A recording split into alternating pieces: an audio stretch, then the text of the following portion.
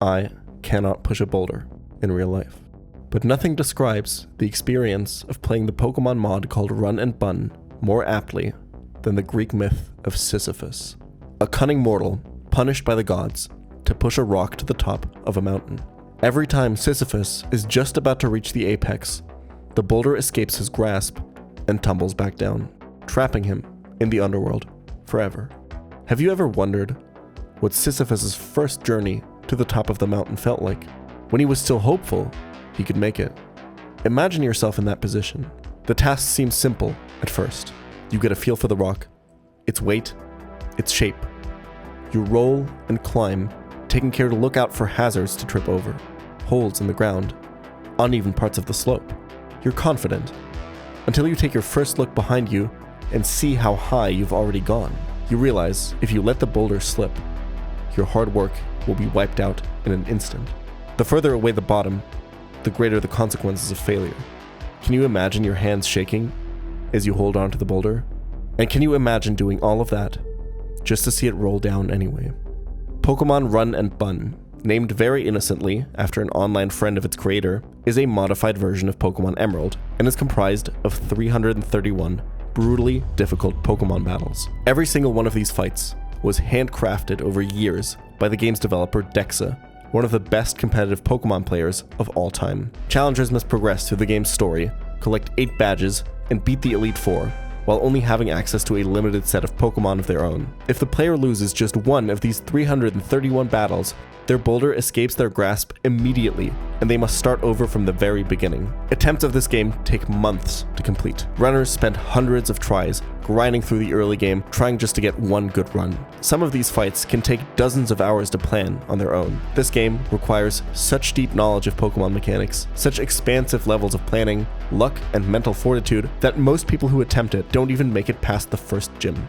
Beating this game is regarded by many as the holy grail of Pokemon challenge runs. Attempts get tracked and chronicled meticulously by its dedicated online community. Despite Run and Bun's infamy, as of time of this recording, only 53 people in the world have ever beaten it.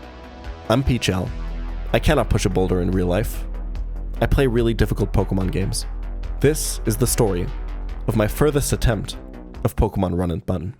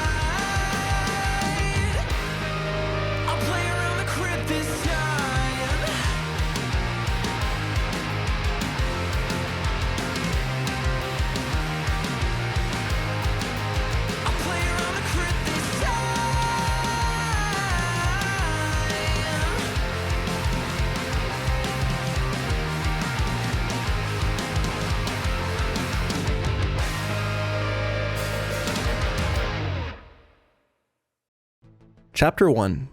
The Art of the Nuzlocke.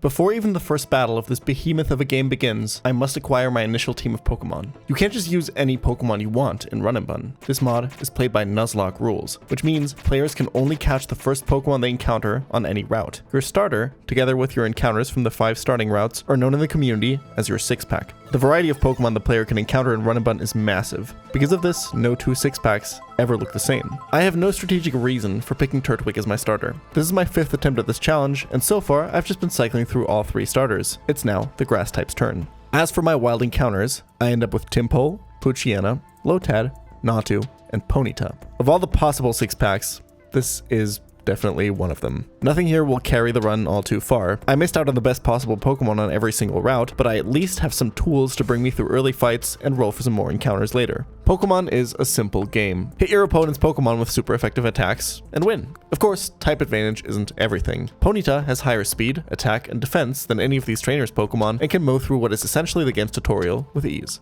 It's probably around now when I should address why I'm dressed like a hacker from a 2000s police procedural, and all I'm gonna say is, my lawyer has asked me not to comment on ongoing investigations. Of course, in Run and Bun, things aren't going to stay simple for long. The reality of this game is that very, very soon, the player will not be able to keep up with the base stats of the opposing Pokemon. The player always lags behind the power curve of their opponent. Every single gym leader in this game has a legendary Pokemon. Starting at the 3rd gym, they all have Mega Evolutions as well, but I'm getting ahead of myself. In Petalburg City, I fish up a mediocre Krogunk as my 7th encounter, which is then sent to the PC. You might have noticed by now that even though the game looks like Emerald, it has a ton of Pokemon that didn't exist back in 2004. Run and Bun features Pokemon, abilities, and moves from all games all the way up to Sword and Shield and Legends Arceus. Its battle mechanics are also from Gen 8. Route 105, right outside of town, features potentially the best encounter in the game, Weedle. No, seriously.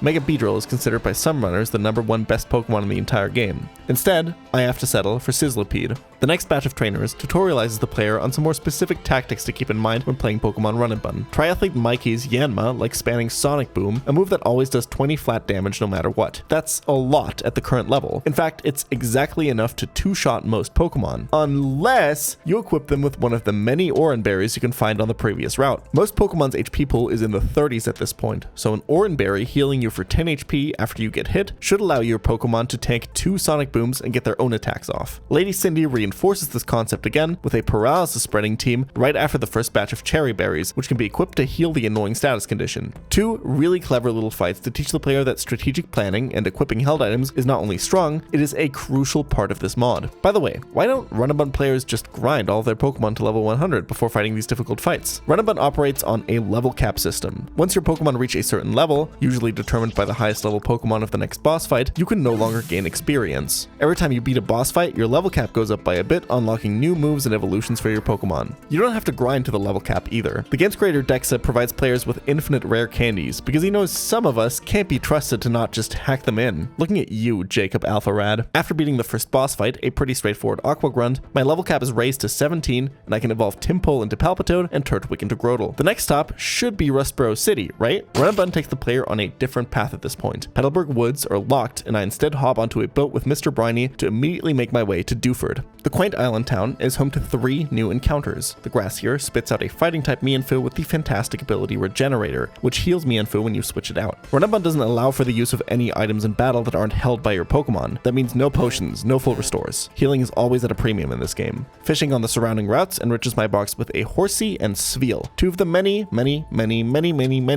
many water types this game has to offer. The theme of my early game encounter quality continues, about 3.6 Röntgen. Dewford Gym is currently locked, so the next stop in Run and Bun is Granite Cave, guarded by what I consider the first actually interesting fight of the game, Ruin Maniac Georgie. This team has some actual strategy to it. The idea is that Dwebble, protected by its sturdy ability, sets up sticky webs on the player's side of the field, slowing down all their Pokemon when they switch in. The Munchlax in the back can give a massive boost to its attack with Belly Drum, which also drops its HP into range of its Salac Berry. Salac Berry gives Munchlax speed stat what we call a +1 boost, making it 1.5 times faster. Sticky Web gives my Pokemon -1 speed, cutting their speed by 1/3. Belly Drum gives Munchlax +6 attack, which is the maximum a stat can be raised by. If Munchlax gets all of this off, it can genuinely wipe a ton of teams at this point. The player must account for this and be positioned correctly when Munchlax comes in. It's pretty easy to deal with, you just have to know that it's coming and position your Pokemon correctly. Most trainers in this game are themed puzzles like this one. The strategic nature of these fights is what really sets Run and Bun apart from other Pokemon mods. The puzzle-esque nature of these battles also means that you never just have one main team of 6 Pokemon. You choose which lineup from your box to use on a fight-by-fight basis. Sometimes I'd rather have Krogunk for a fight, so Lotad has to stay in the box. You know, before he dies to an Ice Beam crit again. I roll my Granite Cave encounter and land on the extremely unexciting Ice Rock fossil Pokemon Amora, a very niche counter to certain flying types in early and mid-game. Steven's letter in hand, I can now set sail for Slateport Beach. There, I fish for another water type, and can you believe it, I hit the actual best Pokemon on the route for the first time this entire run. Let's see how many more times that's going to happen. Tortuga has pretty decent stats for a Stage 1 Pokemon, making it a much better normal resist for my lineup than Amora. The Slateport City fishing encounter here has the potential to really juice up my early game with Quillfish. Instead, A barely useful Buizel weasels its way into my box, and I can start planning for the next boss fight, Museum Grunts. This fight is what's known as a back-to-back. Bring 6 Pokemon, fight 2 trainers with no team swaps and no heals in between. Luckily, each of them only bring 3 Pokemon of their own, and the now evolved starter Grotle is one of the best Pokemon for this fight. It effortlessly deals with their water types, leaving some slack for my other 5 Pokemon to deal with the rest. I can now access Route 110 and pick up the cutest fucking dog I've ever seen in my goddamn life. Right before sailing back south to Dewford, where defeating the Museum Grunts has unlocked the door to the first gym. The leader of said gym is fighting type trainer Brawly. His gym trainers represent another slight bump in difficulty, but I'm still mostly winging these fights at this point, something that's proven rather foolish on previous attempts. But he gets spored. It's called Chestoberry, dude. Look it up. I didn't equip it. I made fun of the guy and then I didn't equip it. I'm such a fucking loser. It seems like I didn't learn much from that past attempt, because my nonchalant early game antics come to a sobering conclusion on Black Belt Christian, whose girder KOs my Mightyena. By Nuzlocke rules, any Pokemon that faints is considered dead and must be put in the death box for the rest of the run. This is what makes this game so punishing. 331 fights, a limited amount of Pokemon, and every mistake that results in a fainted Pokemon makes your run permanently worse. The pressure to fight every battle flawlessly is just so damn high. If you ever lose all 6 Pokemon during a fight, your run is over. Run and Bun players call this trucking, because you'll be sent back to the moving truck sitting at the very beginning of the game. Everything between that truck and the first gym leader is supposed to be pretty straightforward. Brawly is when most runners say the game actually begins. He is the first trainer in the game with a full team of 6 Pokemon. The legendary Kubfu with a stacked moveset and a berry that's way better than any I can find. A Hitmontop whose Mach Punches always go first, but its Technician ability also makes them hit for ridiculous damage. This fighting type can also kill your Pokemon that try to switch to safety with the move Pursuit. Brawly has a Combuskin who, if left unchecked for just 1 or 2 turns, can stack up boosts to its attack and speed with the moves Work Up and the ability Speed Boost. Scraggy will perpetually fully heal itself with Rest, and then shed off the sleep status with its ability. Its Eviolite held item gives it +1 in both defenses though, so good luck one-shotting it. Poliwhirl has perfect coverage to hit almost anything super effectively with what is essentially a late game moveset. Most demonic of all, Lopunny, whose Retaliate hits for double damage if it's used after one of Brawly's Pokemon has died. Usually, the Run and Bun AI never switches its Pokemon out, so you'd only have to worry about this nuclear bomb of an attack once. Lopunny, however, can reset this damage boost by switching itself out using its held item Eject button and coming back in after another one of Brawly's Pokemon dies. There is, and I mean this sincerely, not a single Pokemon the player can catch at this point that matches even one of these Pokemon in power level. None of these items are available to the player's movesets are much weaker, and their abilities are much more restricted. Brawly has 6 Pokemon that are all, on paper, individually, better than any one Pokemon I have. How is this fight even beatable? The answer looks like this. Sorry, it looks like this. This is a Pokemon damage calculator, built purposefully by Run and Bun's creator. Here on the right is every single trainer in the game and the data on all of their teams, their stats, their moves, their items. Sharp-eyed Pokemon experts in the audience might even notice how all of them have perfect IVs and beneficial natures. By uploading your save file, you can import your own Pokemon into the calculator to see how they would theoretically match up against the opponent's Pokemon. This gives you precise knowledge of what your Pokemon can achieve in any given battle. You always know if your Pokemon will be faster or slower. The damage ranges are all right there for you to see. It eliminates any guesswork. Okay, hold on. Seriously? You can just calculate every interaction beforehand? How's that even challenging? Or fun? Don't you just know how every single fight is going to go? I said earlier that Pokemon is a simple game. However, simplicity does not imply low difficulty. On any given turn, you have 9 possible options. You can use one of 4 moves, or switch to any of your other 5 Pokemon, but you have 9 more possible options the turn after, and 9 more the turn after that. A Pokemon battle that lasts just 10 turns therefore has over 3 billion different ways to be played. That's not even accounting for randomness that can occur on every turn with crits, damage rolls, and additional move effects. In a game like Run and Bun, only a handful of these billions of paths will lead you to victory. It is your job as a player to find one of these winning paths. What the calculator cannot tell you about is AI behavior. What moves will the AI go for? Who will they send in next after you get a kill? To figure this out, the player must have a very thorough understanding of the game's AI logic. Let's rewind to Mightyena's death to see how to manage enemy Pokemon behavior and how mismanaged AI can very quickly result in your Pokemon dying. It turns out, using the calculator is actually only fair, because your opponent does too.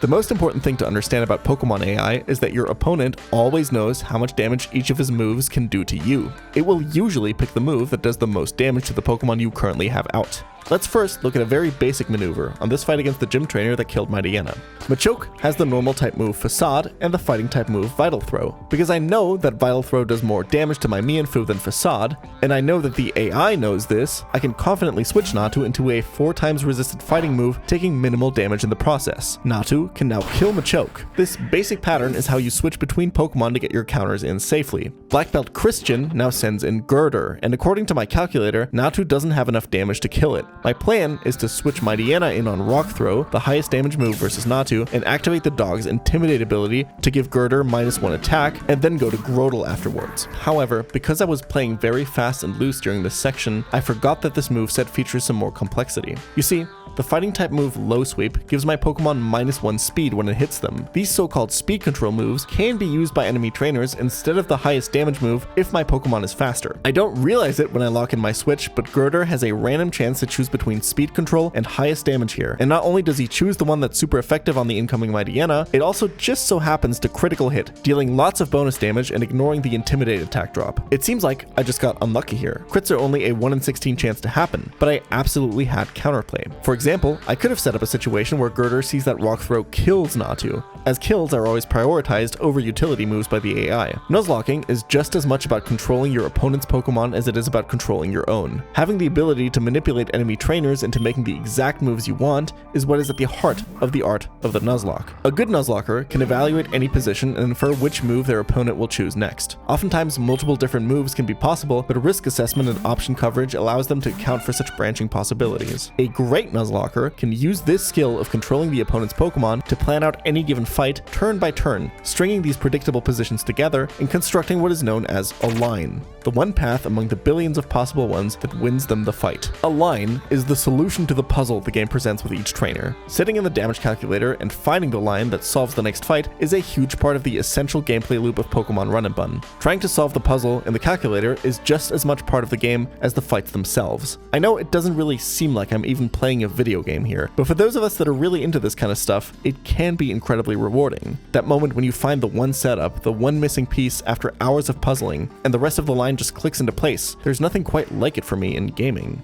Because of the massive variety of Pokemon in Run and Bun, every run is completely different. Run and Bun is a turn-based puzzle game, but every player has different pieces. It has the RNG elements that make roguelikes like Hades and Slay the Spire so addicting. I think it's the only puzzle game I've ever played where you can't just look up the solution online. You always have to find it yourself, because nobody in the past will have had the same box of Pokemon that you have. I think this also explains why the game's community is so tight-knit and competitive. Why every single person in the world that has beaten this game fits into one tidy little Google sheet. Why beating the game is considered such a grand achievement. But back to the first gym leader. Just because you find a line in the calculator does not mean you have actually solved the puzzle. You still have to execute the fight. Let me show you what I mean. After about an hour of calcing, I decide on a line that I am happy with, knowing that it is not at all perfect. With a fight as hard as Brawly, especially this early in the game, you cannot make watertight lines. And at this point, I'm just much less experienced at this fight than other players. I'm still adjusting to the game's mechanics and AI. The calculator tells me that Bolthund will one-shot Cubfu, and my knowledge of the AI tells me that this will bait Lopunny second. This is excellent because Bolthund is one of the few Pokemon at this point that just straight up outspeeds Lopunny, meaning I can turn its devilish eject button strategy against it. I simply hit it before it ever gets a retaliate off and send it to the back of Brawly's party. This brings out Scraggy, whose moves are all resisted by Croagunk, giving me a safe switch regardless of RNG outcomes. Still, this matchup sucks. At least Seismic Toss damage doesn't get reduced by Eviolite. I need to get a bit lucky here though. If Scraggy starts raising its attack with Power Up Punch, my line will fall apart. Luckily, Brawly instead locks himself into a cycle of healing up with rest whenever I do damage to him, and Scraggy misses just enough Shetskin procs for me to win the 1v1. This was one of the shakiest parts of the line, but the fight is far from over. Lopunny is back in now. I can tank the second retaliate with Tortuga. If Tortuga manages to kill Lopunny here, it will do so on very low HP, and will then get Pursuit trapped by Hitmontop. The custom AI that Dexa wrote for Run and Bun is very smart. It knows how Pursuit works, and will use it specifically when you're low HP, anticipating you to switch. Instead of just 1v1ing with the turtle, I swap into healthy Mienfoo when Lopunny is just low enough for me to take the KO. The plan now is to have Grotle deal as much damage as it can to the incoming Hitmontop, and then finish it with Croagunk. I can't let Grotle get too low because of Pursuit. I had no way of predicting exactly what HP Croagunk would be at when constructing this line, and it looks like the matchups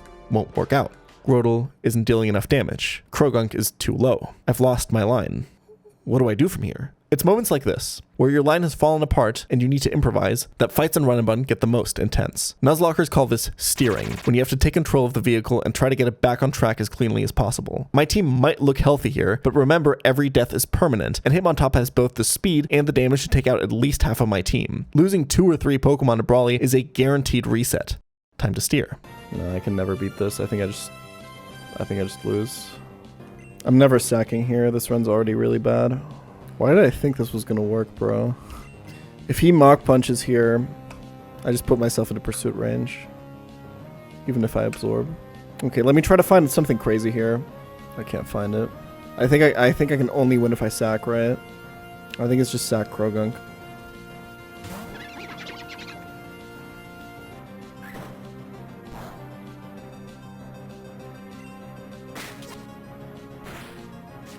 Okay.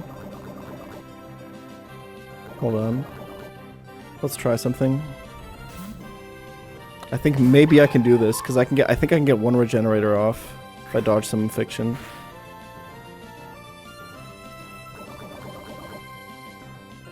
I think the poison might have saved the run there.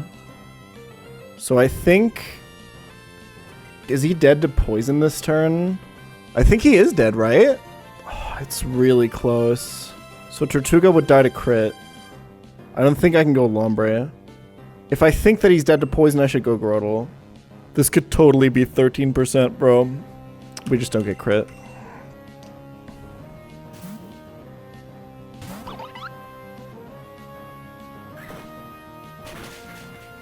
See, it's just that easy. Okay, let's see if we were right.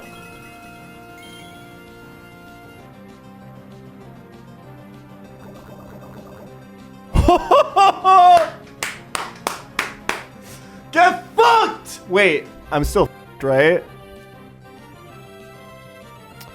No, because now I can go Grotle. Because I have Aqua Jet, but he has Mach Punch. Insane.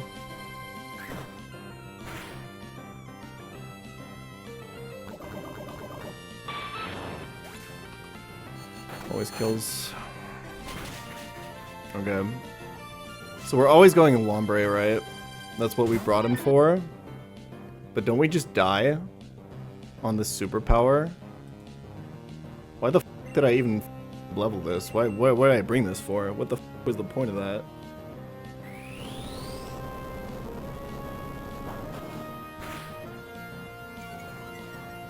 That's the worst possible HP he could have put me at, but it's fine. Oh no, that's perfect actually. Alright, Lombre. You still gotta dodge some shit, bro. I don't know why you think you're out of this. You're definitely not. Good luck. We've always dodged crits on this Poliwhirl every single time. Okay, it actually is just that easy, huh?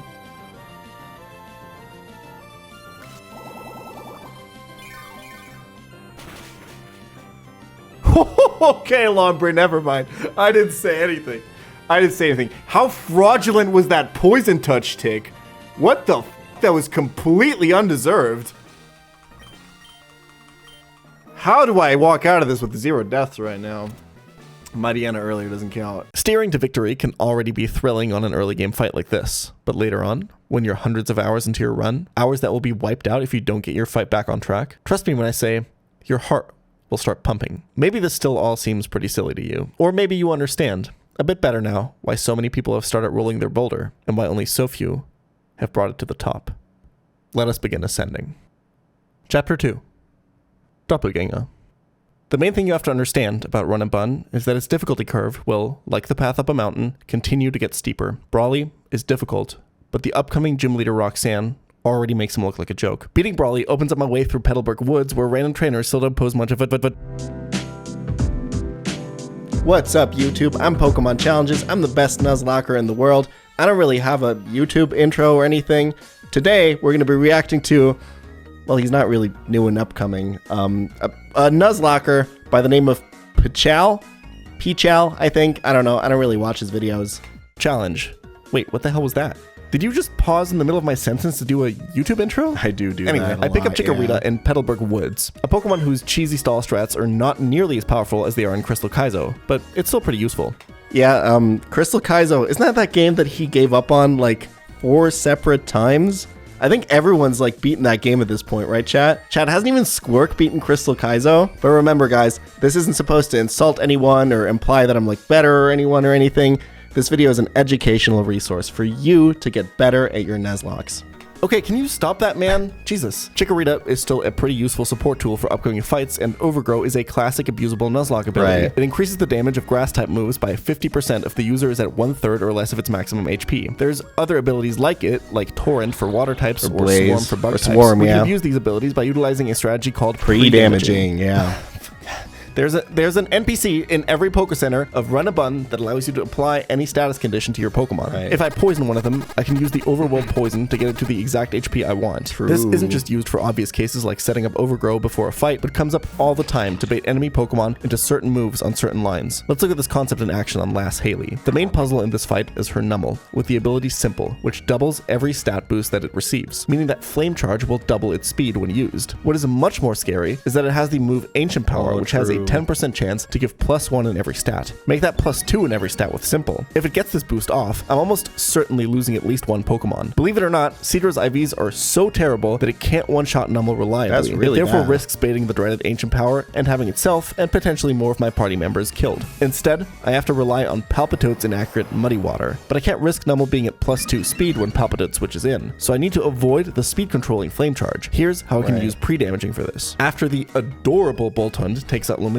it is always exactly in kill range of Nummel's Earth Power, which deals too much damage to Palpitoad. I need to bait exactly Lava Plume for the water type to come in. To achieve this, I switch into Grotle, who is pre-damaged to 64 HP exactly. That is the highest possible HP I can be at that still always baits only Lava Plume from Nummel after Grotle takes an Earth Power. The math is easy. 64 is just the lowest possible roll of Earth Power plus the lowest possible roll of Lava Plume on Grotle. If I took this Earth Power at full HP, Nummel could instead go into Flame Charge and double its speed on my next switch. By gaining full control over Nummel's move, I can ensure that Palpitoad can win the 1v1 even if it misses its first Muddy Water. The rest of the fight is pretty much free from there, and I can enter Rustboro City.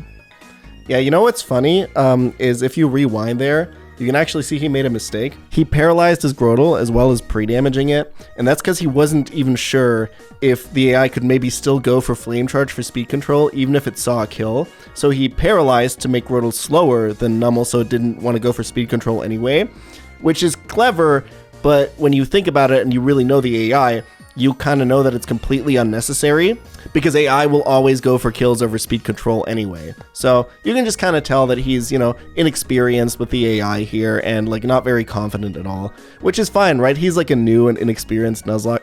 Oh wait, he's kind of been doing this for a while, huh? You know, he used to call himself the best Nuzlocker in the world, but now that he's playing a real game, he kind of looks like an amateur. Awkward. Seriously, man, don't you have like a VPN to sell or something?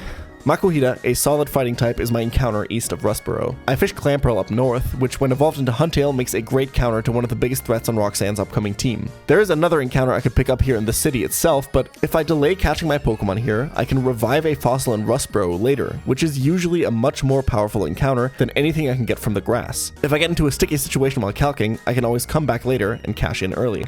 Yeah, it seems like a really clever strat that he came up with here, but the truth is, this game's been out for 6 months now, and at the time that he's playing it, already like 20 or so people have beaten it.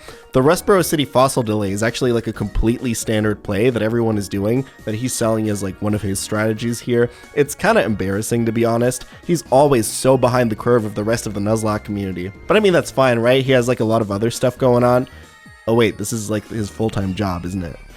Hey, speaking of being behind the curve, maybe pay a little bit more attention to your stagnating YouTube channel. Your YouTube subs have not been growing for years now. Dude. Look at this, you can't even hit 900K. I bet by the time this video goes up, you're still going to be floating around like the mid 800s. Forget ever hitting a million, man. For that, everyone watching right now would have to... Wait, shit, I'm supposed to give you narration for these gym trainers. So, Hiker Mark...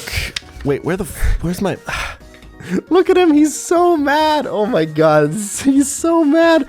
Can I just say, by the way, no offense or anything, but what the hell is that hairstyle, dude? Every single day of this challenge, he looks like he went to a different barber and said, just fuck me up, fam. Hiker Mark, the last trainer before Roxanne, tests your ability to... You know what? Screw this. You know why those subs have stagnated? Everyone can see that your business concept is to upload some clickbait slop at the end of each month to get your sponsor deadlines hit, right? You know that. You just kind of post whatever takes the least effort and try to coast off the reputation my gameplay has given you. The reputation? What gameplay? You haven't completed a Nuzlocke in a year! A whole year! You're the best Nuzlocke. You haven't completed a single Nuzlocke in a year. I have nothing to coast off of. You know that I made you, right? Who the hell do you think you are? Who do you think bought that fancy camera setup? And those fancy new glasses? Who do you think pays for all those trips to vacations and raves when you don't randomly stream for like a month? That's me. Manscaped keeps your lights on, little bro. And speaking of things that are really obvious, you know what is really obvious? That you're just trying to beat Run and Bun to prove that you've still got it, that you're not washed, that you're still one of the best ones.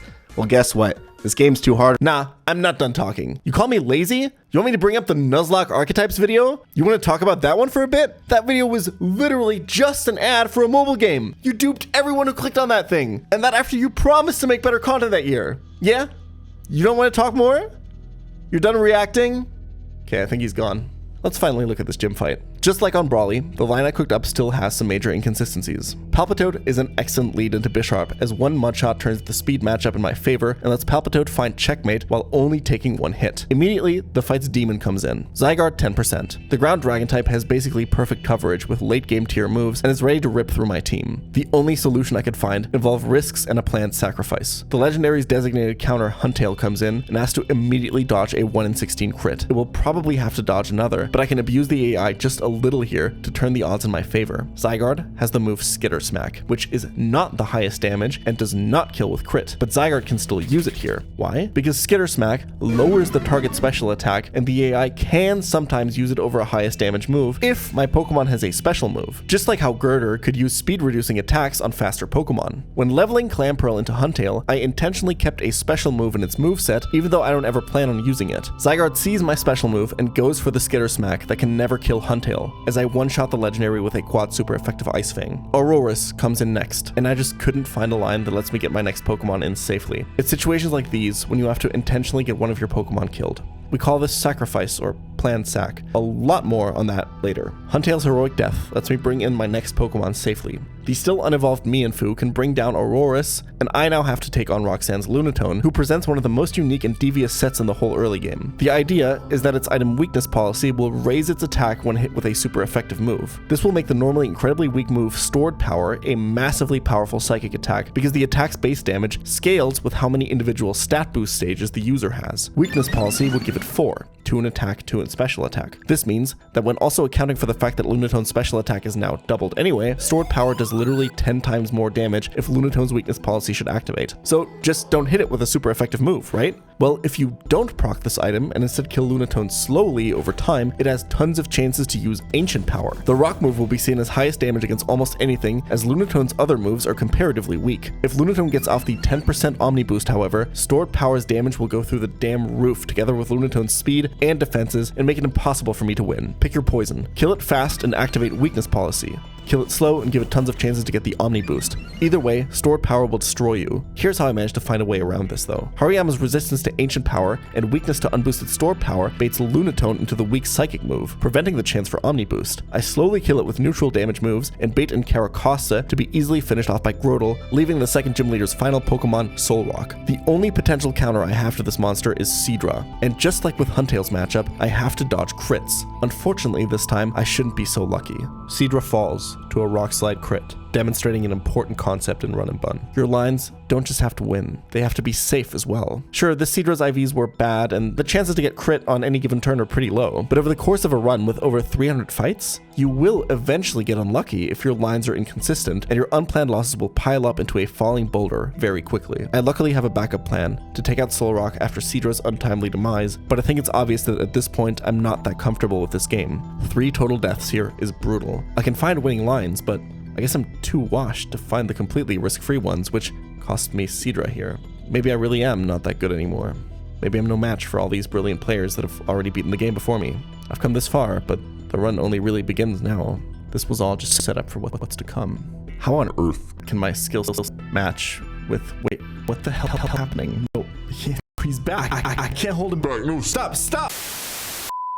Pawel may be able to beat Roxanne, but are you able to beat people that want to sell your personal data on the internet? Way more of your personal data than you think is already out there and being sold by so-called data brokers. So why let them have all the fun? With the sponsor of today's video, Cookie Jar, you can just sell it yourself. Utilize all that useless private information you have laying around. I personally used Cookie Jar to make a whopping $16.49 in a matter of minutes. All I had to do was give them my first name, last name, birthday, address, mother's maiden name, social security number, weight, height, hair color, eye color, allergies, blood type, make, model, and year of my car, and some brief phrenology measurements, and I was on my way to a sweet payday. Take that, data brokers. Cookie Jar converts all of your earnings into a stable cryptocurrency called Bingus Token. Head on over to getyourcookie8.com/Pawel for an easy $2 sign-up bonus by simply entering your dental records. Thank you to Cookie Jar for sponsoring this video.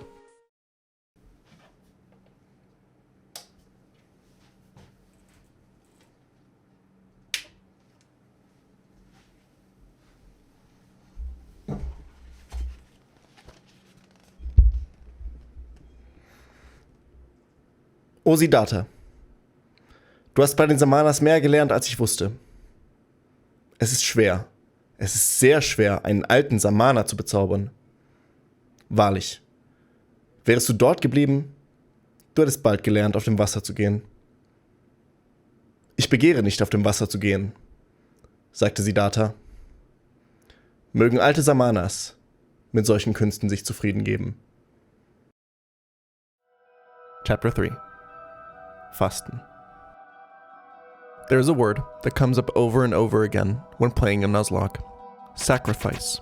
A word that is often shortened to sack by the player and viewer. Perhaps not saying it fully reduces the associations to religious or militaristic sacrifices that come to mind otherwise. Or maybe sack is just a really funny word because balls. The power of the sacrifice in Nuzlocke is fairly easy to understand. Because of the way that tempo works in Pokemon battles, the player who has lost a Pokemon is in an advantageous position. They get to choose their next switch in for free. You saw me sack a Pokemon to Roxanne earlier, but with what lies ahead, Huntail might not be the last team member to be placed on the altar. As I get to Verdanturf, I pick up 2 new encounters, Nidorina and Sandile. I'll get the Moonstone for Nidoqueen once I get to the next town, but Sandile's full evolution is going to have to wait until after the Electric Gym. Nidoqueen is pretty average, all things considered, but Krookodile will be a great asset, having 2 type immunities and the Intimidate ability, as well as great damage. Good dark types are very important for this game. You want to have at least one of them in your box at all times. The trainers on the next route are still relatively tame, but it's starting to become pretty clear that all of them require me to plan my lines thoroughly before I fight them. That confident speed up button mashing from the start of the run is nowhere to be found now. Don't get too comfortable with this level of difficulty either. The game is only going to get harder with every single fight. Let's zoom out for a second. Run and Bun can be split into 3 distinct phases: early, mid, and late game. It is generally agreed upon that the border between early and mid game is the 4th gym leader, Norman, in this game. After reaching Mauville to the east of Verdanturf town, the player receives the bike and gets access to Cycling Road. From there, they can make their way back west to Oldale town and into the Petalburg City gym to do what only King Oedipus before them had the courage to do. What? I meant defeating his father, not the other thing. The specific part of the early game that I am on now is considered the first of many large bumps in difficulty, specifically because of the 4 upcoming boss fights.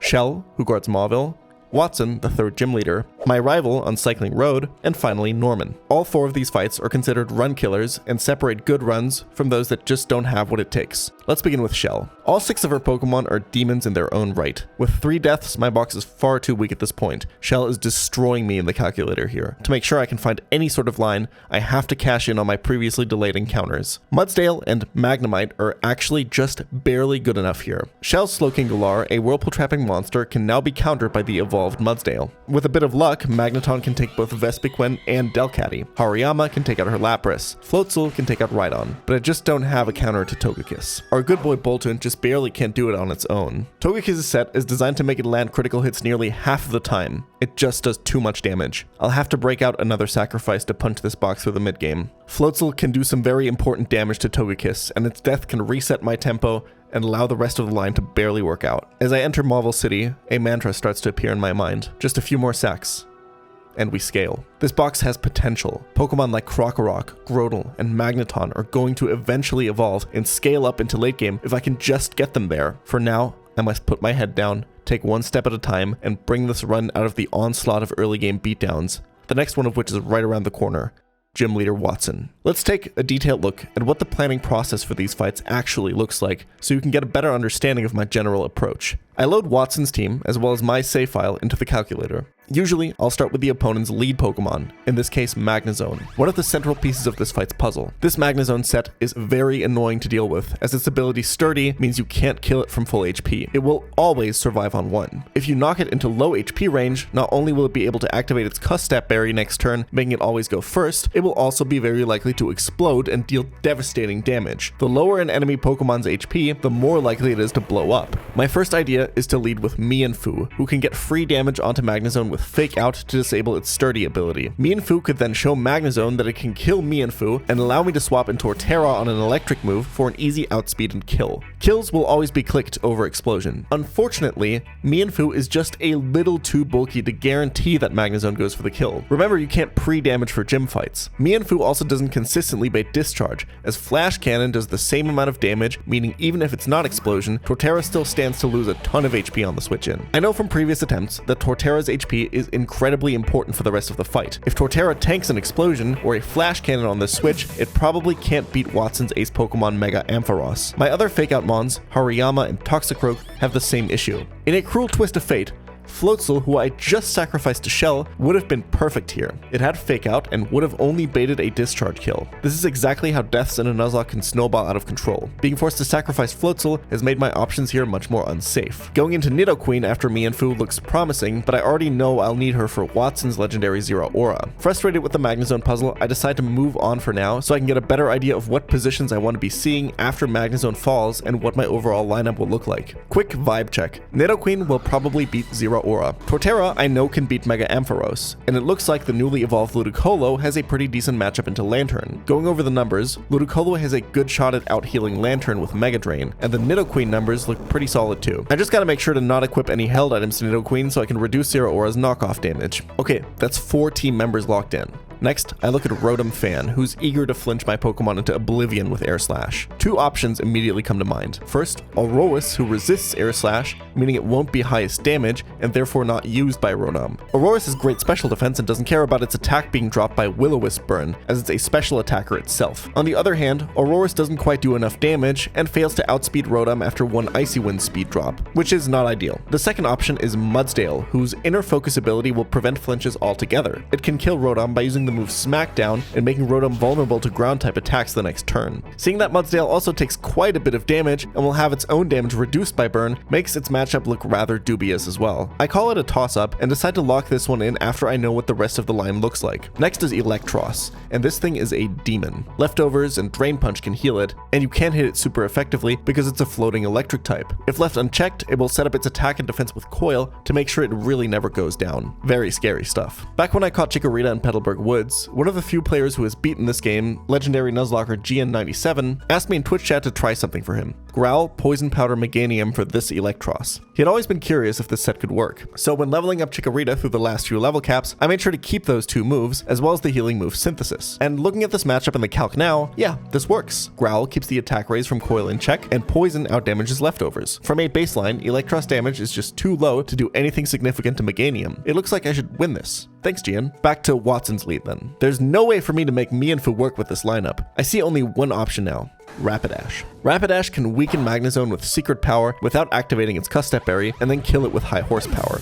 First, there's a couple of risks. Discharge Paralysis, which is accounted for by a Cherry Berry, easy enough. The other problem is that Magnezone can simply explode on turn 1. Overall though, this is a pretty low risk. Risk is usually defined as the chance of an event occurring multiplied by the impact of the event. The chance of this happening is low, but much more importantly, the damage that is done to my line if it does happen is actually quite minimal. Yes, Rapidash will die, but it's decently expendable. Note that I haven't actually built a line yet though. I'm just scouting out who can potentially 1v1 who. Stringing these matchups together by figuring out how the AI wants to switch after KOs is the next step, so I can see if these matchups actually line up into each other. Remember, I have to switch my counter to each Pokemon into an attack before I can start 1v1ing. Right off the bat, knowing Rapidash's HP after it kills Magnezone is important. The switch AI is a lot more complicated in this game than in vanilla, where it usually just looks at your typing. In Run and Bun, the AI actually does calcs with the Pokemon in the back of its party to figure out what to send in next. This means AI can sometimes send in different Pokemon depending on your current HP. It looks at if it can kill you, if it can outspeed you,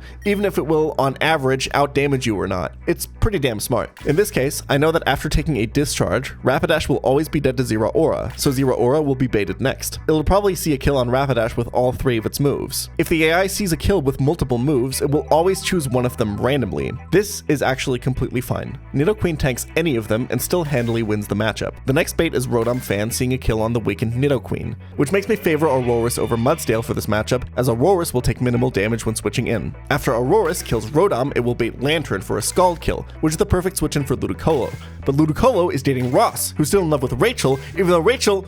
Wait, these are my notes for the Friends retrospective video. How did this get in here? Sorry, where was I?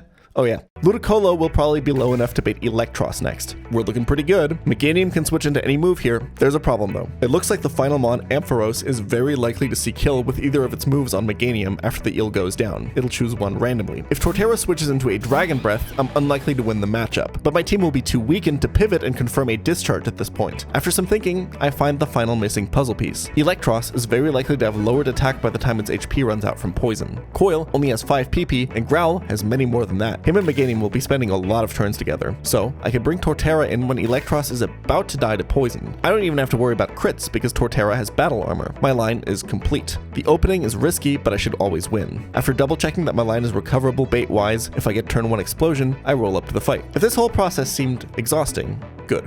It is. Now imagine having to do this for basically every single one of the remaining 300 or so fights. Maybe the boulder analogy seems a little bit more apt now. Anyway, Rapidash immediately gets wiped off the face of the earth by a 5% Magnezone boom. I'm glad I spent some time developing a line that accounts for this risk. The rest of the fight goes as planned, but I'm starting to get the feeling that something is going terribly wrong. This death only happened because I sacked Floatzel earlier. How many more risks will I have to take now that Rapidash is also missing from the box? Just a few more sacks, and we scale. I pick up my bike and head south. It's time to introduce you to the Cycling Road rival fight, and with it the scariest recurring Pokemon in the entire game.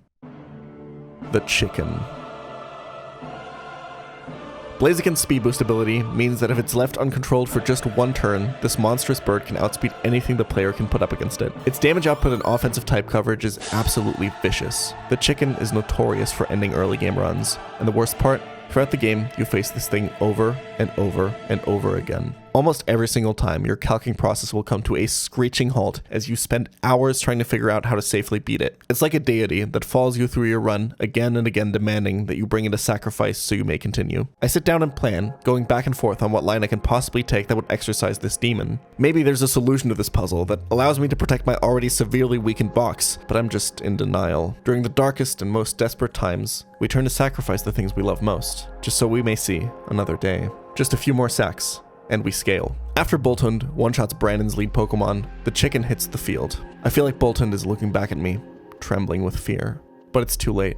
I've made my decision. I need to paralyze the Chicken to prevent it from spiraling out of control with speed boosts. I command Boltund to charge forward and set up my line.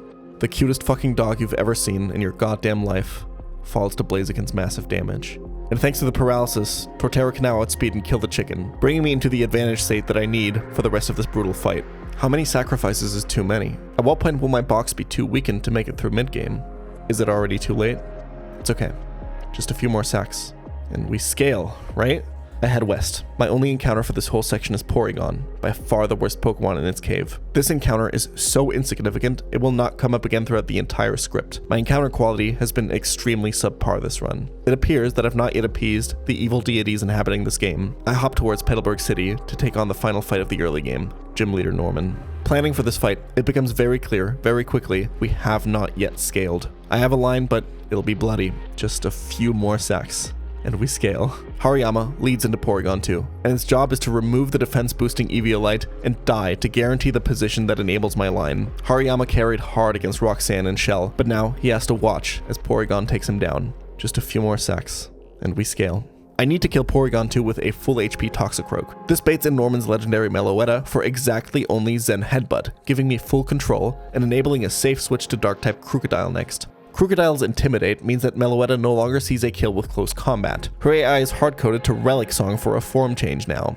This turns her into a less bulky but more lethal fighting type form. Crocodile in turn gets a chance to get a speed drop onto her with Bulldoze. My team is slowly stacking stat debuffs on the mythical to keep her in check. Now that she's changed forms, close combat is a kill again, and Toxicroak can come in to tank the fighting type move that lowers Meloetta's defenses. Thanks to this, and the previous speed drop, Toxicroak can take the kill with Brick Break and move the line forward. Norman's Mega Pidgeot will eat your run for breakfast, vomit it back up, and feed it to its children. I've seen so many runners drop their boulder to it. I have Aurorus, one of the only decent counters to this monstrosity, but even he needs to dodge Hurricane Confusion RNG to make it out of the matchup alive.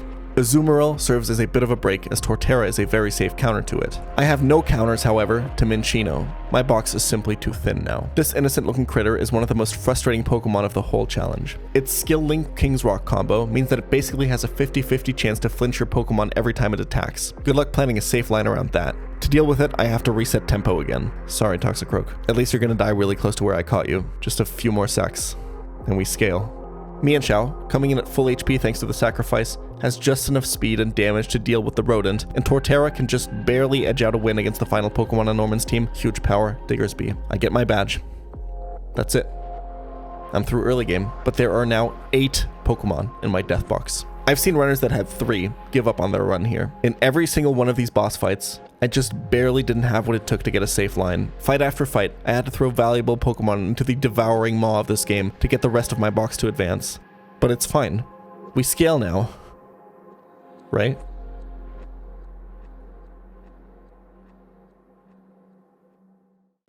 Chapter 4. Platzangst. In the middle of Hoenn, there stands a building that is central to every Run and Bun attempt, the Mauville Casino. Every Nuzlocker gets to pick up one encounter here. The twist, however, is that the potential encounters you can acquire get better with every badge you earn. The longer you can delay this pickup, the more valuable it will get. Starting at baby Pokemon, slowly ramping up with strong mid-game Pokemon that fall off later, and capping out at broken mythicals that can save your Elite Four if you're disciplined and delay the encounter until you've acquired your 8th badge. The best I can get right now is a 50-50 shot between Heracross and Pinsir, for example. The encounter is still chosen randomly from each pool, making it an inconsistent decision no matter when you get it. Good runs get to just save this until the very end. Runs that are on dire straits, however, that are faced with a battle they can't find a line for, must cash in early. It's one last emergency button to hit to bail out your run just a little further. As I progress through the next part of the game, my hand will get closer and closer to this button. If things don't pick up soon, I might just have to hit it. This is where the terrain of the mountain starts to get rough. But this is also the point of no return. Getting here took me 27 hours alone. Resetting is out of the question for me. I've sacrificed a lot to get my 4th badge. It feels like I have no room to breathe anymore. I open up access to the desert, and every single fight has some annoying bullshit I need to plan around that slows the pace of my run to an absolute crawl. My resources are so low, and it makes planning so damn complicated. Yes, the Excadrill I pick up here looks mighty powerful, and don't get me wrong, it's good, but its IVs and nature are absolutely devastating, and it matters. It constantly falls short of finding kills or outspeeds during my calcs. It's barely enough to help me for these fights, but without exactly this encounter, I would be left for dead in the blazing sun of Route 111. Throughout all these fights, my team is pelted by the sandstorm, while enemy teams are perfectly outfitted to withstand the weather conditions and benefit from them too. There's Magic Guard Clefable that just doesn't take any damage from anything while threatening Moon Blasts and Focus Blasts. The Sandrush Stoutland that will throw disgustingly powerful retaliates at my box. Collector John's Sandslash has its speed doubled in the sand. If left unchecked, this thing will set up Swords Dance and rip your team to shreds. Then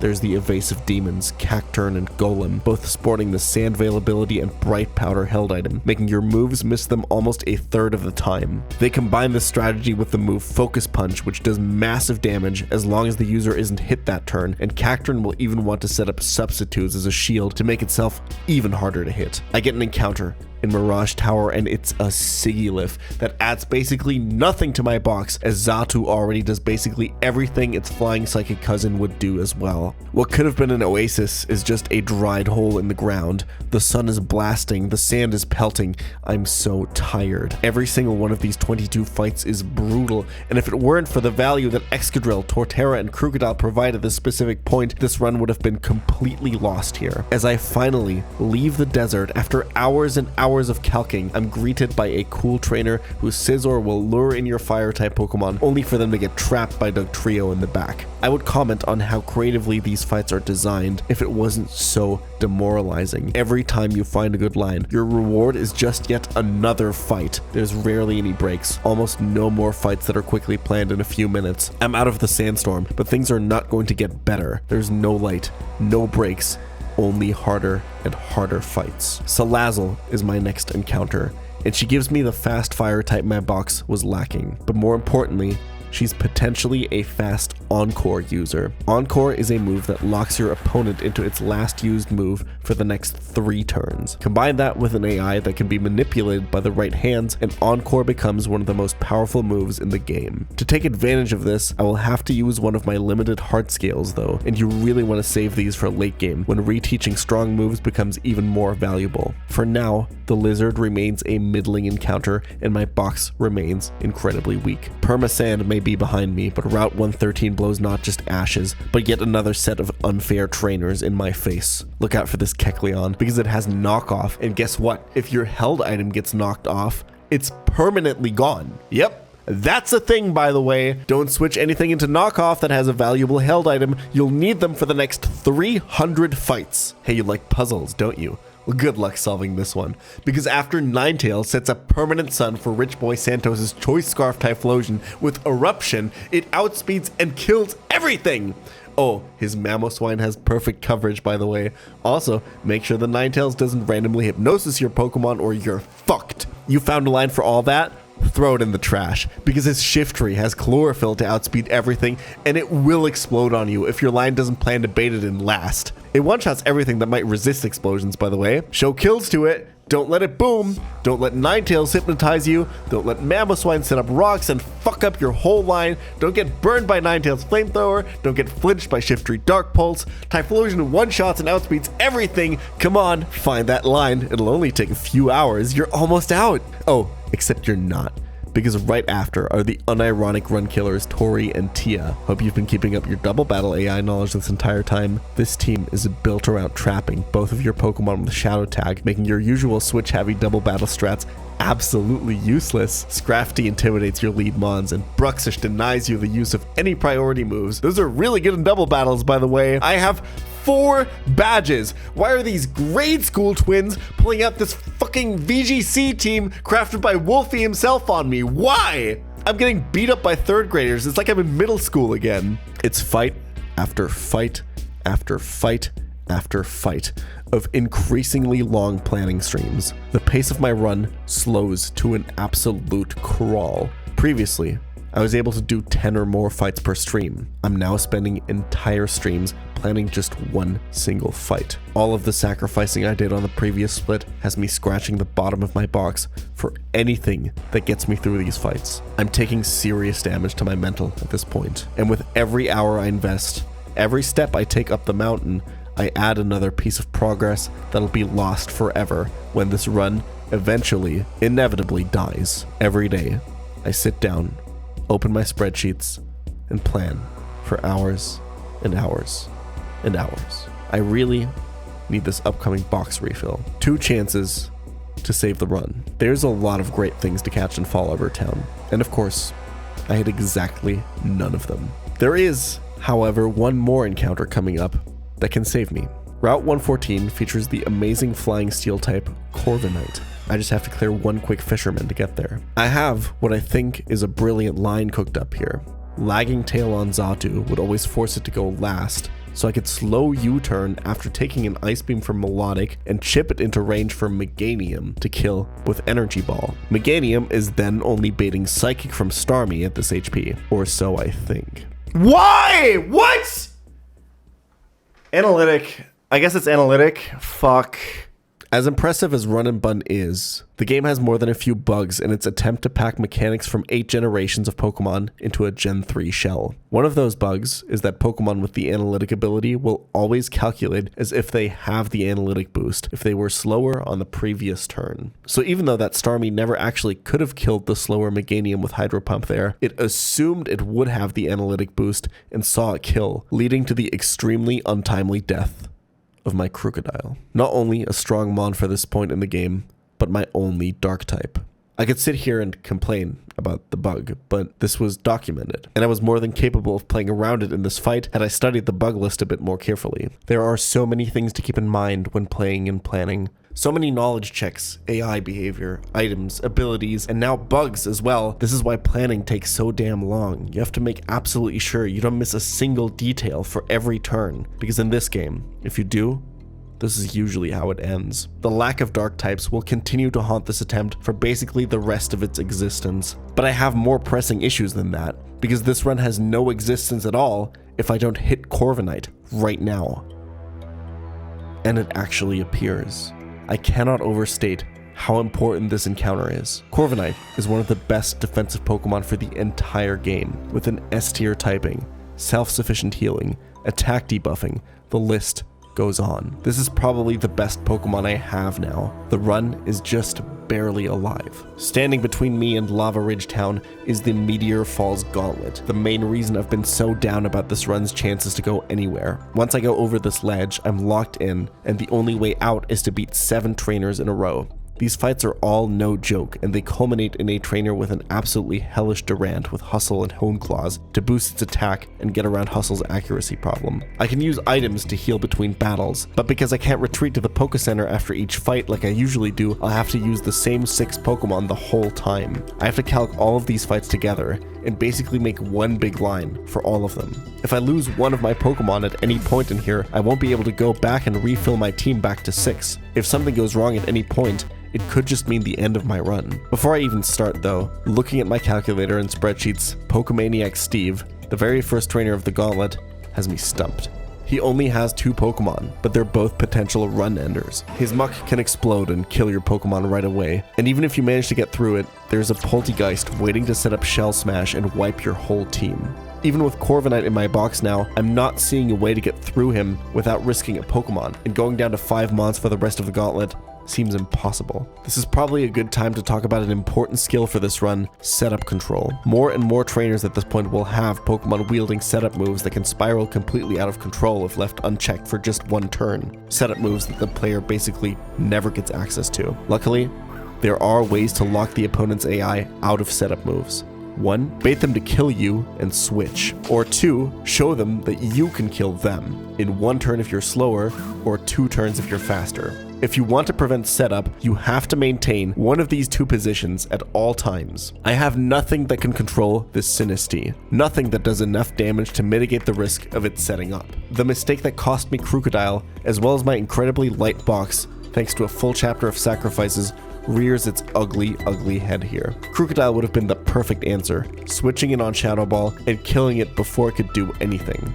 After hours of planning, I decide it's time. I have just one single out that can help me now. It's a 1 in 2 chance to get Heracross, but on top of that, it's another 1 in 2 chance to get a really good Heracross, wielding the ability Guts, which boosts your attack if you're afflicted by a status condition. Run and Bun allows you to apply status to any of your Pokemon before any non-gym fight, meaning you can enter fights with the ability already active. And Heracross even gets a dark move that can deal with Sinistea. I need a hero. I need to hit this. An unlikely Pokemon, shunned by almost every Run and Bun player at this point, made fun of for not being one of the Elite 4 beasts you can get from cashing in your casino encounter later. A sign of a weak box. He's not who I want here, but he's who I need. Yes! Okay. Enter Pythagoras. Bold Guts, okay. It's minus attack, but it's 31 attack IV, 12 speed. I think this is okay. I think that's enough. I think that's okay. My line for the gauntlet is looking really strong now. There's just a few inconsistencies left. I may just make it out of this goddamn section and head towards the massive amount of encounters that lies beyond this point. For the first time this entire run, I feel hopeful. Unfortunately, Run and Bun is going to start building a very, very nasty habit of giving me something good only to immediately claw something away from me right after. After hours and hours of planning, I enter the first of 7 fights, only to see the one thing that can't go wrong here immediately go wrong. And I see every single line for every single one of the other fights in this gauntlet crumble to dust as the boulder slips out of my hands. We have to feather dance this twice. And then kill it with Torterra. Don't boom. If this is boom, we're very likely losing the run. Good.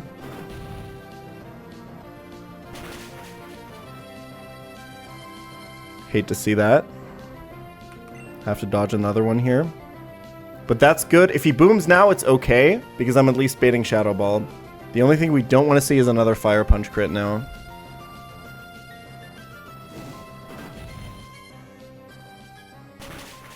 I mean, what are you gonna do? Like...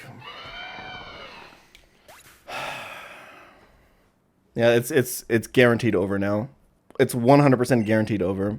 Out of all the ways to lose this, it doesn't matter. It literally doesn't matter. I can't win without Corviknight. I don't beat Beware, I don't beat Hitmontop, and I don't beat Durant. I literally can't win.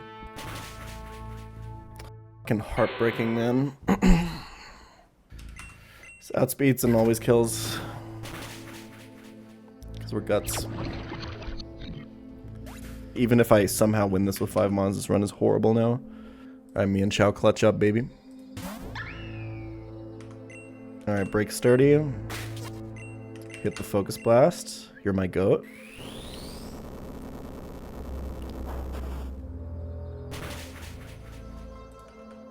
Didn't need that crit, but thank you. So far, so easy. But unfortunately, we just lose to like everything. This fight's free. This fight's free. So far, so easy. Okay. God, it's so f***ed, man. Okay, Cradilly. Ancient power boosts anyone? We're gonna chip this with me and Xiao until Walrein has a kill on it. Okay, that's not what you want to see, but Frost Breath always crits through it at least. We're still doing a lot of damage here. You know what? Send it. That's right.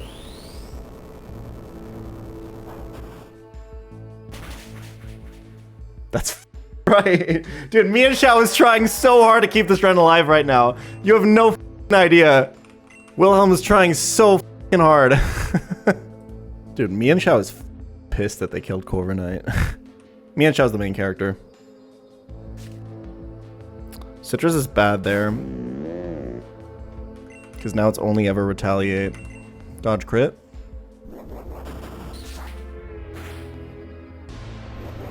Nice. Okay, this is always hammer arm. This has a citrus berry, huh? Okay, so I can't air slash, and sometimes psychic 2 psychics don't kill. I think I'm dead to crit. Yeah, I am. Good luck, Siggy. You got this, bro. This game is so hard. How the f do I kill Durant? I don't know. I don't know. I just don't know, man. Okay, we have to beat Hitmontop now somehow. Can this ever bullet punch? No shot, okay. I think he fake outs, right? I could have taken it for now. He's not guaranteed to. Yep, exactly. Because this is always Mach Punch now. So we can just go here. I think I always had this. That is a lot of damage, but... This is random move, right? Very unlikely. This is actually never Mach Punch. I totally had this without Corviknight. That's crazy. I think what I'm doing is actually riskless. God. It would feel so much better if that was actually like the best opening and I just got punished by double crit. I would feel so sick right now. As soon as we find a way to beat this Durant. So now we have to somehow deal with this Durant. We get guaranteed Iron Head, then we go to Walrein. Then we dodge high rolls, we dodge flinch, we dodge crit. He is hustle. And then we have to hit a focus blast. That's what we gotta do.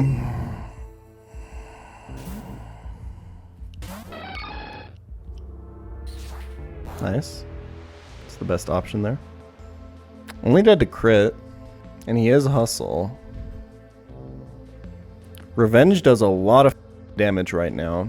But if he misses, I don't get the boost. He could also flinch. I think I do this.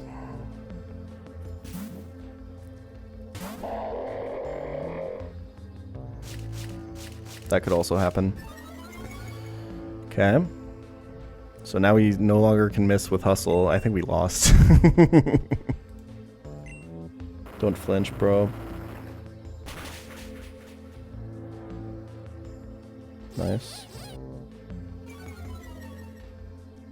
Okay, I'm dead to one rock slide roll. I think I switched to me and Xiao now. And then I have to dodge Iron Head flinch.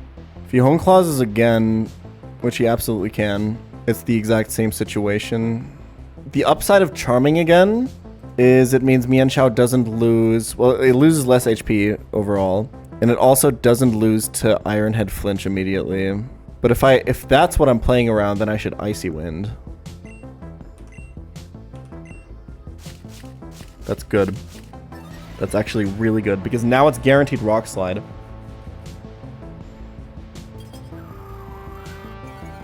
Oh wait, no, never mind. This is a random move.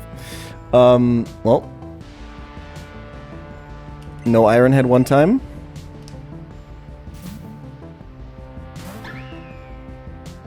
Nice. Alright, Mian Xiao. This one's for all the marbles, baby! Bro.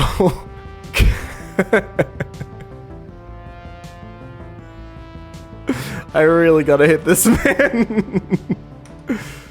Let's go! It's so free! Another riskless fight, boys. Oh man, I want to do it so bad. Nah. We're taking this run all the way. I'm way too attached to this run now. I'm way too attached to this run now. Well, in the end, my mistake only cost me my Corviknight, which is, you know, arguably best mon in my box. But we're out! We made it! Without Corviknight! What the f? Chapter 5. Aufwind. Despite everything I've been through, despite my box being decimated in the early game, despite the awful encounter luck, despite the heartbreaking loss of Corviknight that nearly wiped out all of my hope in Meteor Falls, I can't lose faith in this attempt.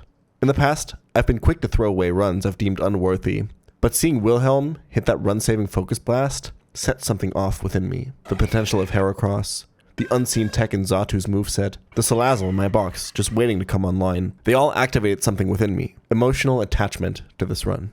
Hopefully, I can harvest this energy to push this run just a little further. In all those hours I've already spent planning, I'm slowly but steadily becoming more familiar with this game's mechanics. And more importantly, I'm getting more familiar with what the underpowered ragtag group of encounters in my PC are capable of if I push them to their limits.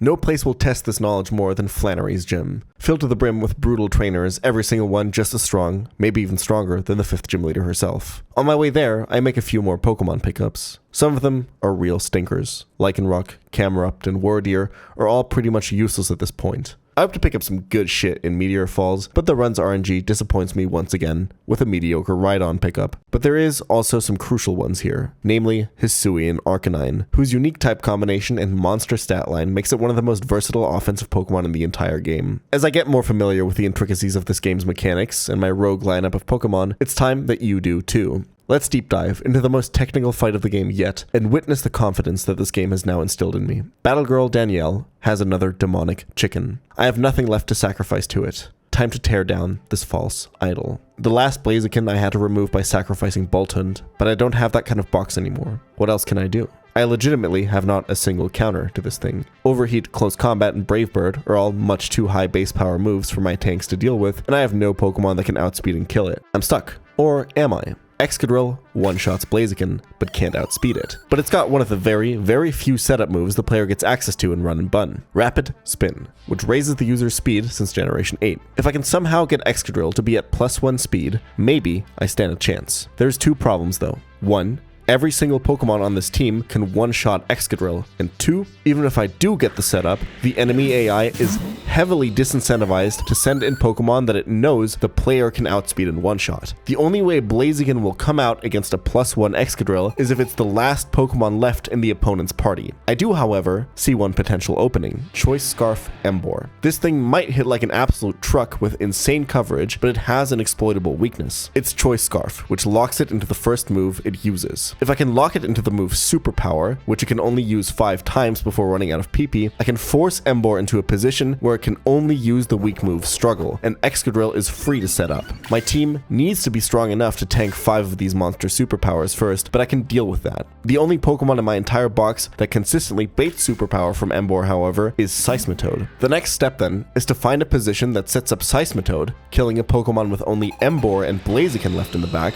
and the only opposing Pokemon suited for that position is Golurk, because Slowking is the lead, and Flygon has a Grass-type move to murder my Water-Ground-type frog. Seismitoad, however, can't cleanly kill Golurk before taking so much damage that it no longer only baits Superpower. I need a way to consistently bring Golurk into Seismitoad's kill range without killing it. The answer is Torterra. I have to be careful here. 1 Giga Drain is too little damage, but 2 Giga Drains is barely too much. If the second Giga Drain crits, it can kill Golurk early, bringing an Emboar on Torterra. Emboar would then lock itself into Flare Blitz, and I would have no way to recover the line. Sometimes, you gotta play around your own crit. I can do this by stalling for a few turns with Synthesis to give Golurk some leftovers recovery before I hit it for the second time. The start of the line is also pretty straightforward. I know I can easily kill Slowking with Rhyperior and bait Flygon second. Now, there is one more connecting piece left. How do I kill Flygon and bait out Golurk? I'm stumped. None of my Pokemon that win against Flygon also bait Golurk after. For a while, I think I have to look for a completely different line, until I realize I have exactly 1 Heart Scale left. It's your moment to shine, Salazzle.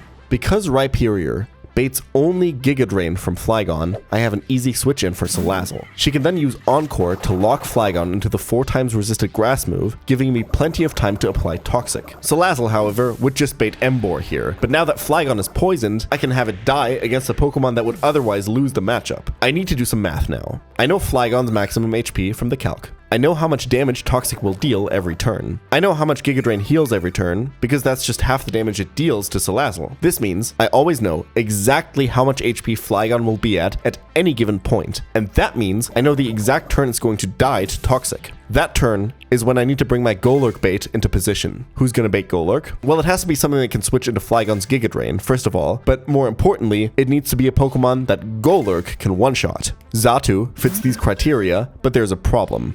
Emboar will also see that it can kill Xatu. The AI wants to send in Pokemon that one-shot yours. But if multiple Pokemon see the kill, it will send out the ones that are faster than your Pokemon before the ones that are slower. Run and Bun players would say that Emboar sees a fast kill on Xatu, and Golurk sees a slow kill on Xatu. Fast kills are sent out before slow kills, so Emboar would still come out and break my line. With Golurk alive in the back, Blaziken would no longer be sent into Excadrill after it takes out Emboar. I can make one more small adjustment to make this whole thing click into place now. By equipping Xatu with an Iron Ball, I cut its speed in half, turning Golurk's slow kill into a fast kill. I don't care how fast Xatu is for this fight, it never has to attack. Emboar and Golurk will now be weighed equally for the switch in, and Danielle will go in team order, sending out Golurk first. With that all set up, let's see the line from the top. Rhyperior kills Slowking and baits Flygon Giga Drain. Salazzle switches in, locks Flygon into Giga Drain with Encore, and just waits, refreshing Encore whenever necessary. I patiently calculate turn for turn what HP Flygon is at and how much Toxic will do the next turn. When I know it's about to die, Xatu switches in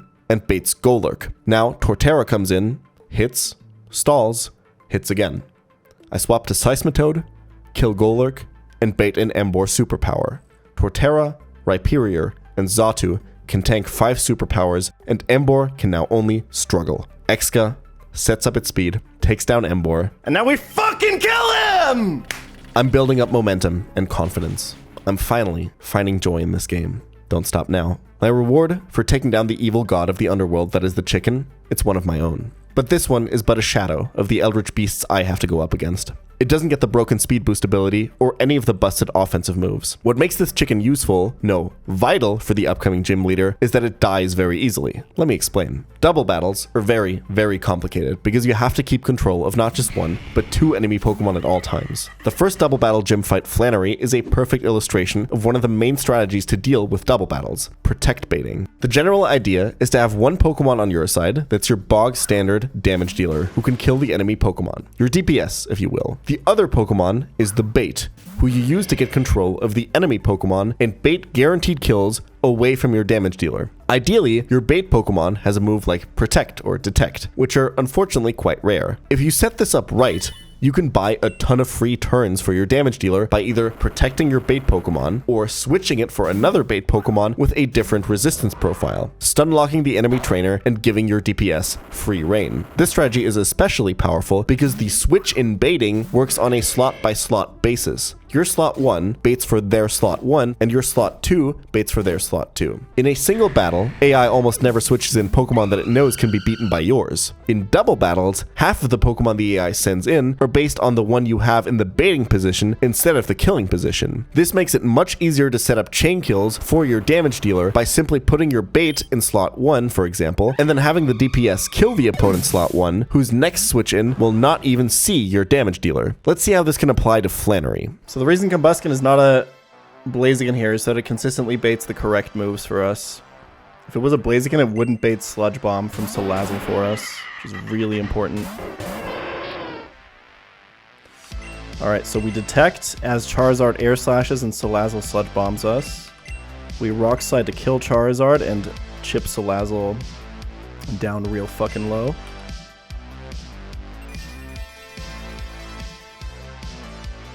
Salazzle can't get killed here because it has a Focus Sash. Perfect. Perfect. And Combuskin is just high level enough so that on this Charizard slot, it should bait in Talonflame next.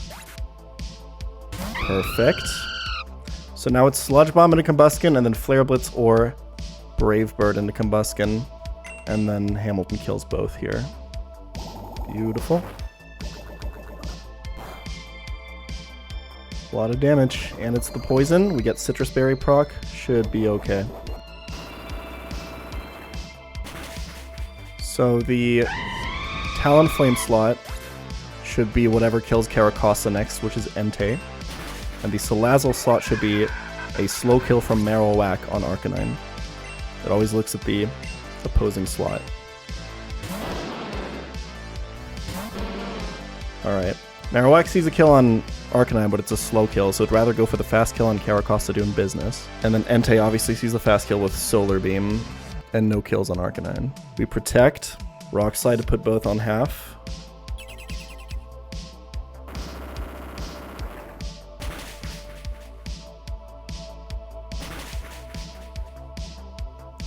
That works.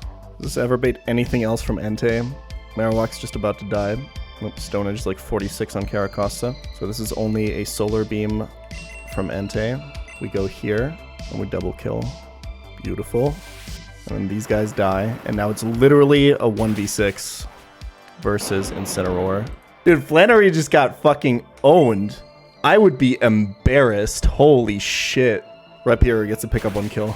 Because Arcanine didn't hit the range. Woo!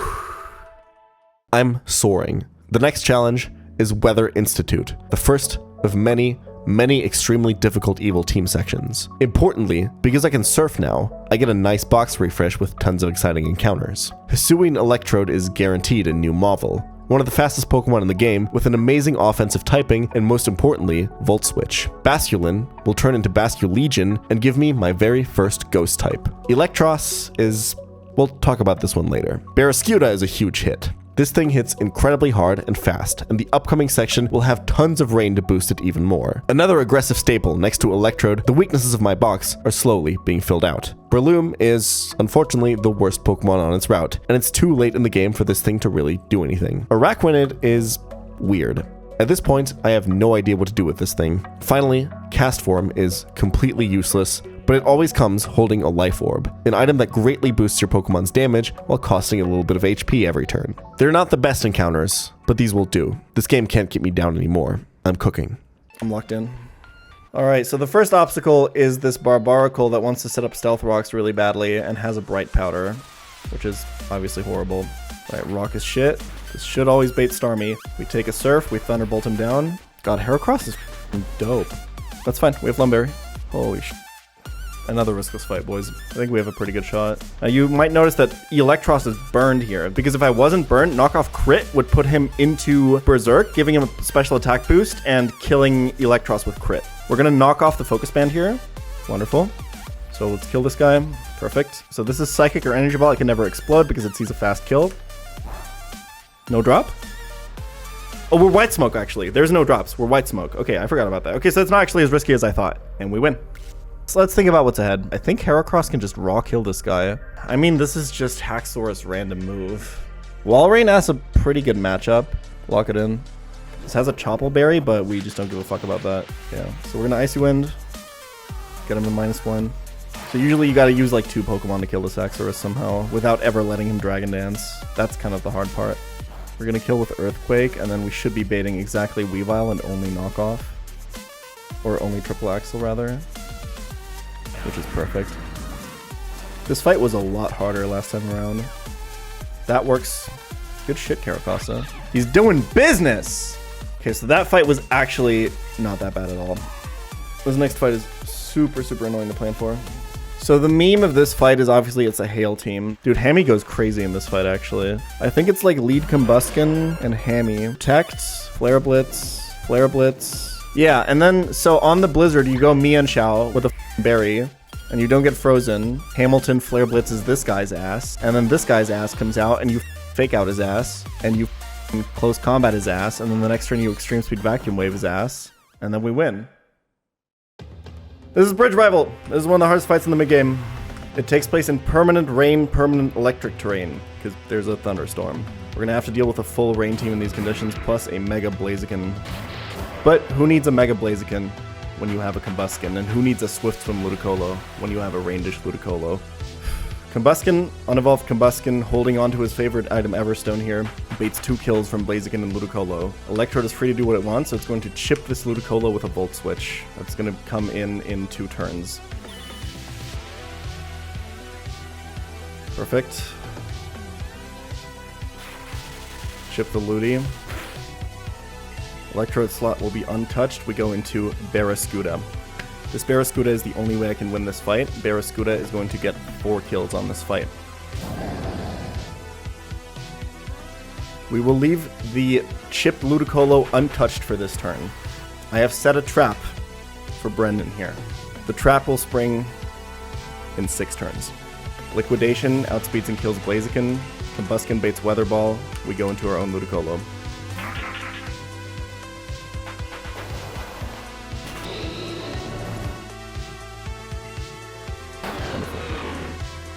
Next step, Poison Jab from Barraskewda after the chip damage from Electrode always kills Ludicolo. I couldn't lead with Barraskewda first because a Poison Jab crit would kill it, and Brick Break into Poison Jab doesn't always kill.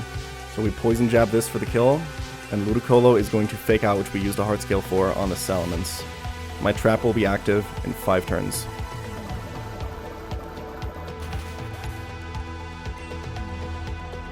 This is Heliolisk, sorry. Dry Skin, Focus Sash, Thunder, in electric terrain and rain. Salamence and Heliolisk both see fast kills into Ludicolo and see slow kills, meaning they're slower, into Barraskewda, so they're always going to go for the fast kill on Ludicolo. Brick Break, we go into Excadrill. My trap is active in 4 turns.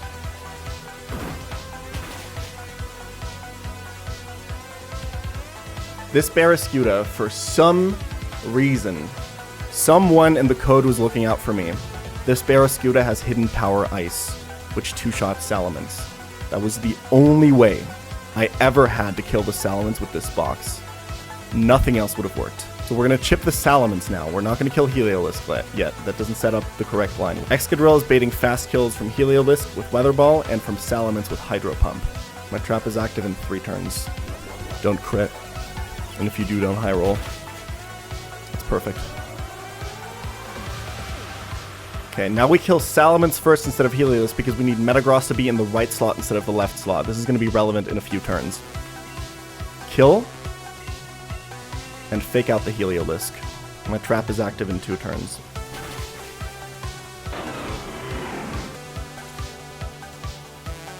So we'll bait in Metagross.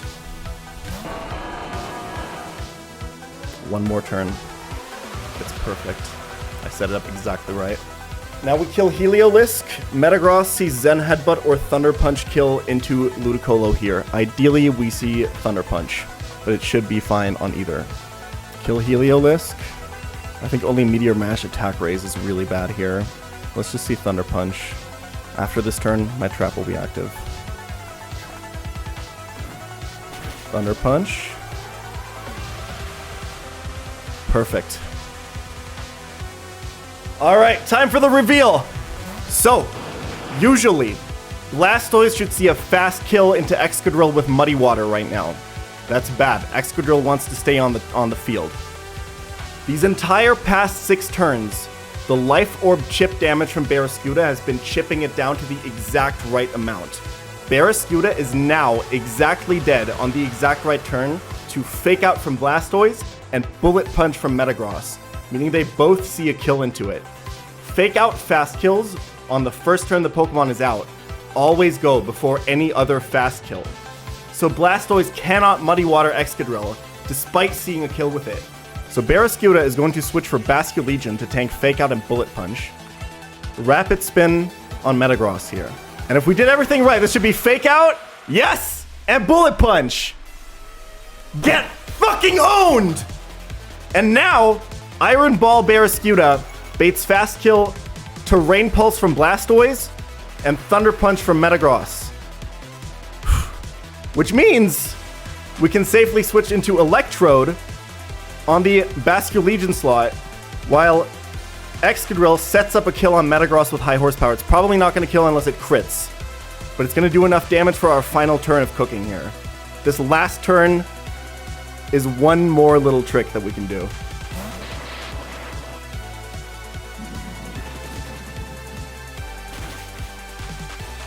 Perfect. Perfect. Perfect. One more little trick. Magnet Electrode doesn't quite always kill Blastoise. It would kill it if I clicked Earthquake on Excadrill right now, but obviously that hits Electrode. So we have to Volt Switch. But Volt Switch plus Earthquake spread damage doesn't quite kill Blastoise, unless we take advantage of the spread damage bug, which happens when you kill the right side Pokemon of the enemy, and then do damage with the same move to the left side Pokemon. The left side Pokemon will take full single target damage.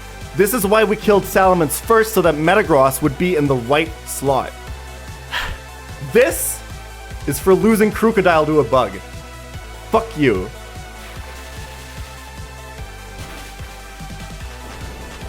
And now Metagross dies. And Blastoise takes full damage. And that's it.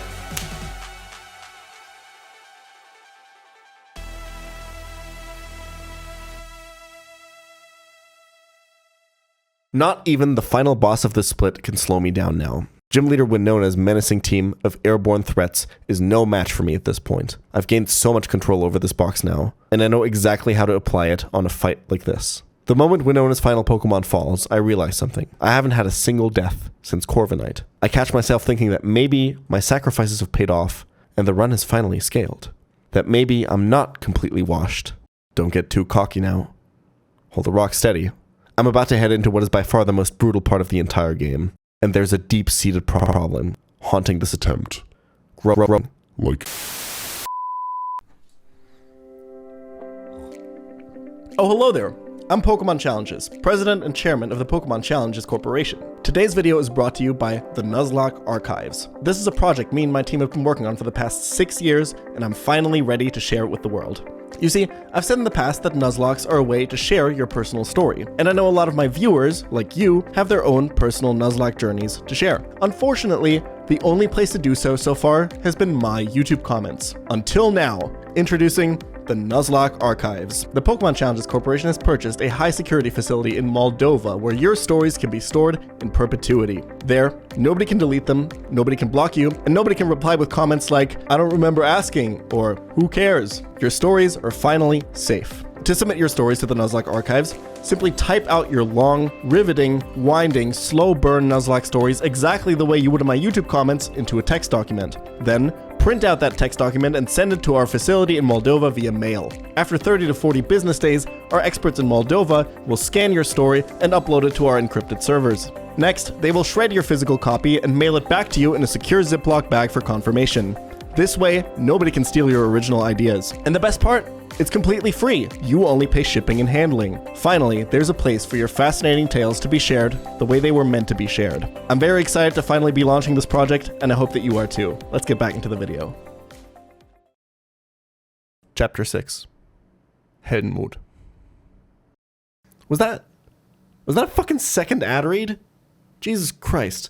Anyway, as I was saying, there's a deep-seated problem with this attempt, and it's been growing for a long time now. My encounters are just not good enough, and I'm standing at the gates of what is considered by far the hardest section of all of Run and Bun, the Tate and Liza split. Let's zoom out for a second. Once I wake my way down from Four Tree City into Lily Cove, I have to face yet another infamous rival fight featuring yet another terrifying chicken. But this fight is just the beginning. This is where the core of the evil team story of Emerald takes place. There are 3 separate sections here, all filled with grunt trainers, admins, and bosses. First, Mount Pyre, where enemy teams fight in permanent tailwind. The final fight there against Archie is a tag battle where you're stuck in a double battle with an NPC partner and can only bring 3 Pokemon. If you want a safe fight for this infamous run killer, you basically need to have an Alolan Muck on your team for explosion strats. After that, it's straight into Magma Hideout. And right after that, Aqua Hideout. I then have to fight through Tate and Liza's gym. All the gym trainers are double battles, and every single one uses some crazy complex and overpowered double battle mechanic. And finally, the split is capped off, not by a double battle, but 2 back-to-back single battles against both Tate and Liza, both of which have a team of 4, with Megas, Legendaries, and Mega Legendaries. Despite the confidence the previous split gave me in my ability to pilot my Pokemon, I know from experience that being good at using a mediocre box is not enough to beat what's ahead. That's the festering problem I was talking about. This run needs something really special, a hero that I can build my strategies around. I've missed almost every opportunity for an outstanding encounter the game has given me so far. Instead of the absolutely insane Mega Beedrill, I hit an extremely awkward defensive bug type twice. I have no dark types. Instead of catching Alolan Muck, maybe the most important Pokemon for the upcoming tag battle on Mount Pyre, I accidentally fucking fished instead of surfing in that area and hit a useless Electros. At least, I still have a few more chances to get Muck, so I maybe have something for the boss fight that wiped my previous furthest attempt. The one excellent encounter this run had got double crit on its very first fight. Fuck, I've even used up my casino encounter. And things are about to get a whole lot worse. The Scorched Slab opens up after my win against Winona and gives me yet another chance to collect my Muck. And while it is only a 5% chance to show up here, the most likely outcome is a much better Pokemon, Golisopod. Considered by every runner a top 3 Pokemon, and by some the very best in the entire game because of its broken emergency exit ability. The odds of getting a run-saving encounter here are dramatically in my favor, but you can already see where this is going, can't you? Du bist so ein hässlicher Hurensohn.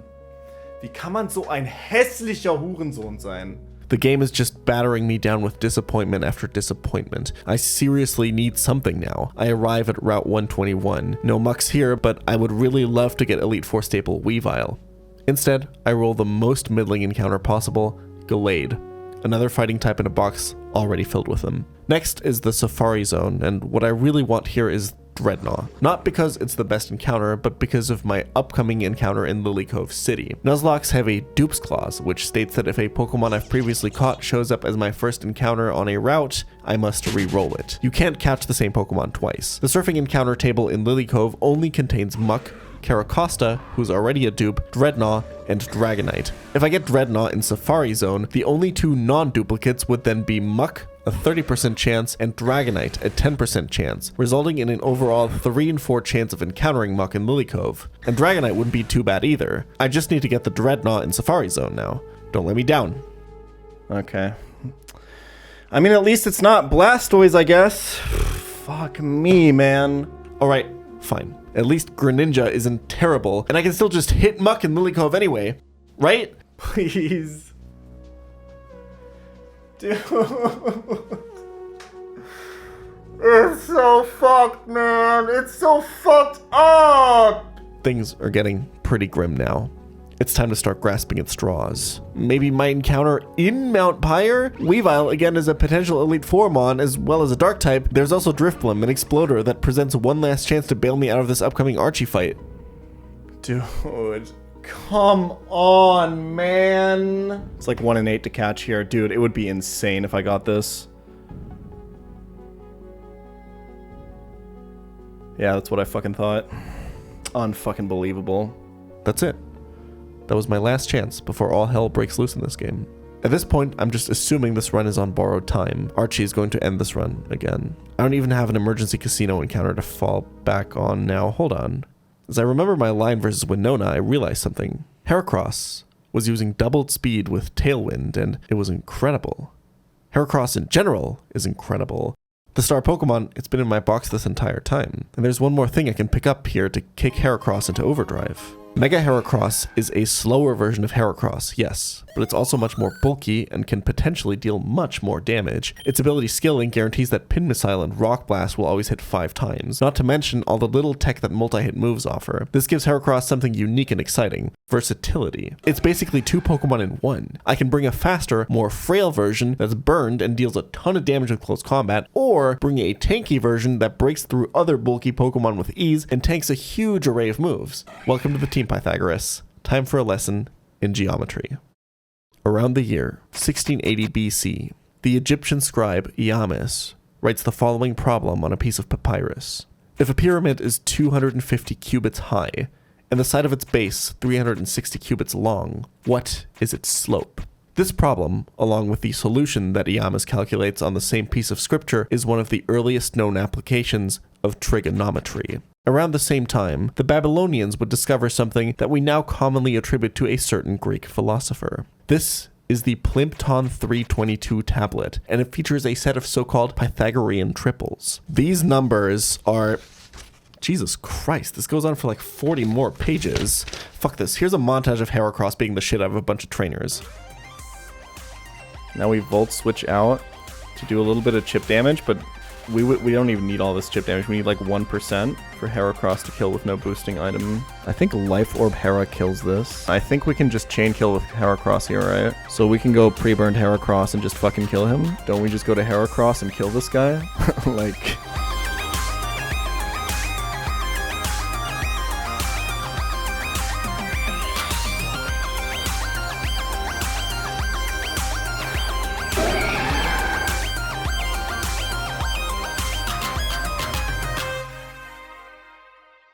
Heracross's raw power isn't enough to break through the brutal boss fights of this split, but I do realize there is a simple 3-part formula that I can use to beat almost any fight. A squared plus B squared equals C squared. Let me show you what I mean on Lily Cove Rival. A squared. The setup. From the start, I knew this line would be set up by our weird bug Araquanid. No other Pokemon could do everything it does in this fight. First, it nerfs this Garchomp by using Soak, turning it into a water type, effectively reducing its damage output by 1/3. It then sets up Sticky Web, ready to slow down the rest of the rival's team whenever they switch in. After chipping Garchomp into the red with Mudsdale, I pivot through Araquanid to bring in Electrode. All of this setup was to allow Electrode to kill Garchomp, who is normally a ground type, with Volt Switch. I bring in Mienshao, and poor Weavile is baited in. This is the first fight that illustrates to me how broken Araquanid's unique Sticky Web might be, because of how it messes with the enemy switch-in AI. AI does not know about the fact that all of its Pokemon are going to be speed dropped when switching in, and therefore gives me the opportunity to bait in Pokemon that I can actually outspeed in one shot, something that should normally be impossible with the smart AI. Normally, Weavile would outspeed and kill Mienshao, and the AI sees this. After the Sticky Web drop, Weavile is a sitting duck for Mienshao. B squared. Reposition with sacrifices. After sacrificing both Mudsdale and Electros to the incredibly scary legendary Articuno Galar, I can bring in Electrode for a Volt Switch kill, removing the last Pokemon that my new hero cannot deal with. It's done. I've brought the chicken its sacrifices, and now it must let me pass. C squared. The Heracross sweep. Heracross simply wins from here. Behold the power of Guts boosted Life Orb Heracross free to rampage thanks to Araquanid's webs. I'm starting to realize that Heracross, as the core piece surrounded by supporting Pokemon like Araquanid and Xatu, as well as weaving switchers like Mienshao and Electrode, might just be enough to get this run up the mountain. But remember that I can't keep doing this strategy forever. It's my holdover until I get to the end of Tate and Liza split, where my box will be kicked into overdrive. But every sack still hurts my box permanently. After a few hours of puzzling through the permanent Tailwind Aqua Grunts of Mount Pyre, it's finally time for Archie. But the ghosts of the past won't hold me back anymore. The unlikely hero Heracross will usher in a new era of Run and Bun. I will carve my own path to victory. The scariest part of this fight is turn 1. Depending on random damage rolls, my NPC partner Shell's Delcatty can survive the turn, and my position will be absolutely ruined. This thing is useless, and you want it to die as soon as possible. This, followed by a whole lot of bad RNG, is how I lost my second furthest attempt a few months back. Attempt 5, however, will go in my favor. Meganium can kill Urshifu with Leaf Storm on turn 1 while surviving no matter what, and Delcatty goes down as planned. Next, a Dragon Pulse goes into Meganium, a planned sacrifice, allowing Shell's Rhyperior to take out Archie's Regalgia with high horsepower. Now, it's time for the second planned sacrifice, Camerupt.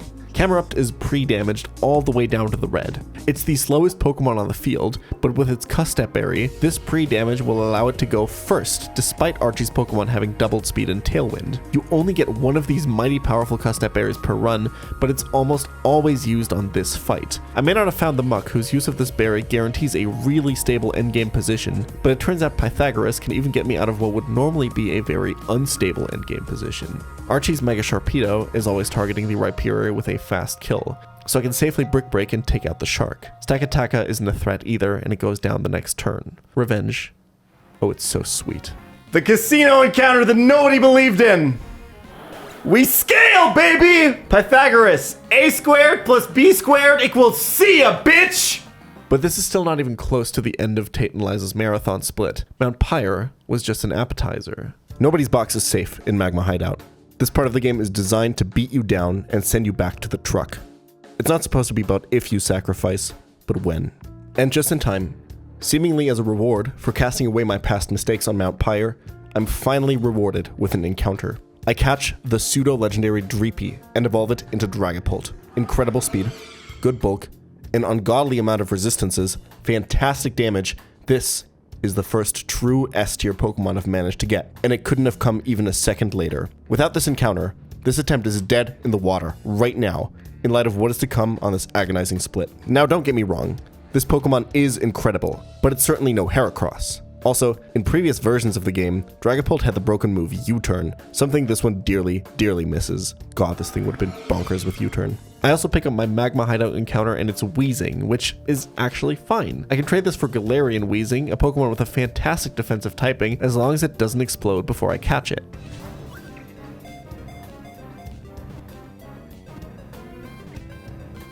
Okay! The third fight of Magma Hideout really shows the lengths I had to go to in order to find riskless lines. I need a way to bring in my Salazzle on an Ice Punch from the Grunt's lead Nidoking without it getting frozen. Normally I would just pre-poison or pre-burn a Pokemon for this, but Salazzle is fire poison, so it can neither be burned nor poisoned. I need to use Salazzle as the Nidoking counter here, because poison and other forms of indirect damage are the only ways to kill Focus Band users like this Nidoking without risking the 10% chance of them surviving fatal damage. I have to get creative. The Wild Basculins on this route know Soak, and that allows me to equip a Flame Orb onto my Salazzle, wait for it to get turned into a water type by Soak, and then have the Flame Orb apply the burn. Even though Salazzle returns to its normal fire poison type at the end of the battle, it stays burned. Salazzle's ability Corrosion allows it to poison other poison types, which is how we end up with a burned fire type fighting a poisoned poison type. Salazzle's Encores, Dragapult's damage, and Heracross's main character energy slowly but surely drag me through this hellish hideout. The run is glacially slow at this point. Often I construct almost a full line over the course of hours, only to have to throw out the whole thing because I missed one detail that invalidated my whole plan. It's not just the slow pace that's affecting my mental though. All the time I've already invested in this run makes the prospect of losing now that much more scary. I'm already so high up on the mountain, if I slip up now, the fall is going to be devastating. And with each slow step forward, the ground gets further away. And so I carry on.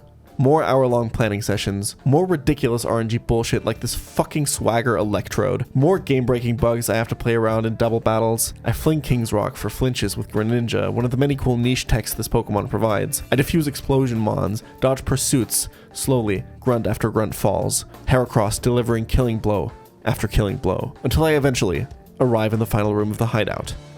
Hell Room. By the way, why do they call it Hell Room when you held the cold Pokemon out of Hot Fight the Magma Team in Warm Cold Room? In this final room of the hideout, I have to fight the 2 bosses of this area in Permanent Magma Storm. My Pokemon lose 1/8 of their HP every turn, and I can't switch them out unless they're ghost types or have a Shed Shell equipped. Tabitha and Maxie still stand in my way, and things are about to get very, very real. I sacrifice 2 more dogs from my box with Lycanroc and Granbull to power through the admin Tabitha fight and force open the way to the big man himself. Maxie leads Groudon to set up Permanent Sun in addition to the already raging Magma Storm. Mega Houndoom and Chlorophyll Tangrowth in the back of his party are ready to take full advantage of these conditions. Time for my setup.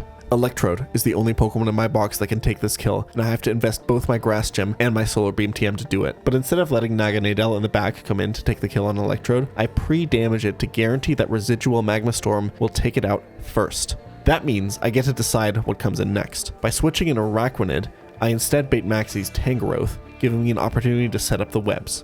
A². Wardeer has to be sacrificed, but that position is exactly what I need to win this battle. Castform comes in next to take a kill with Weather Ball, baiting in Garchomp. After getting in 1 Icy Wind for the road, Castform's short appearance in this run is over. B². Dragapult kills Garchomp, outspeeds and kills the Scarf Naganadel thanks to webs, and makes way for Heracross. C². Regular Heracross with Heart Scale. Outspeeds -1 Houndoom Mega here. And kills with Close Combat. We do not Mega Evolve yet because it'll lower our speed. But wait, we don't have enough damage to kill the last Mon. How are we gonna kill the Mew? The Dragon Dance Mew in the back. Well, guess what? Max IV, speed, Mega Heracross, outspeeds -1 Mew, and we kill with Pin Missile. And that's it!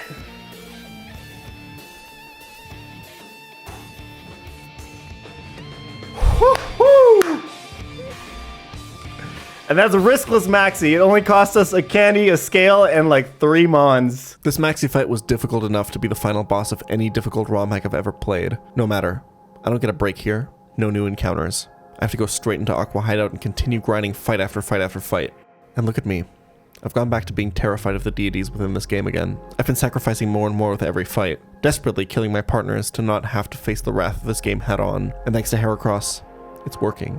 I managed to grind all the way to grunt number 6 of Aqua Hideout when Disaster strikes and forces me into a steer. The plan was to stall out its Gyro Ball PP with pivots before killing it with Basculegion, but I fully forgot Ferrothorn could curse as I make the first switch. I lost control of it for just 1 moment. Suddenly, things look really bad. Now, with the defense boost, my Basculegion won't see kills with superpower, which means I've lost setup control. Ferrothorn can curse again and spiral entirely out of control. Things keep going wrong.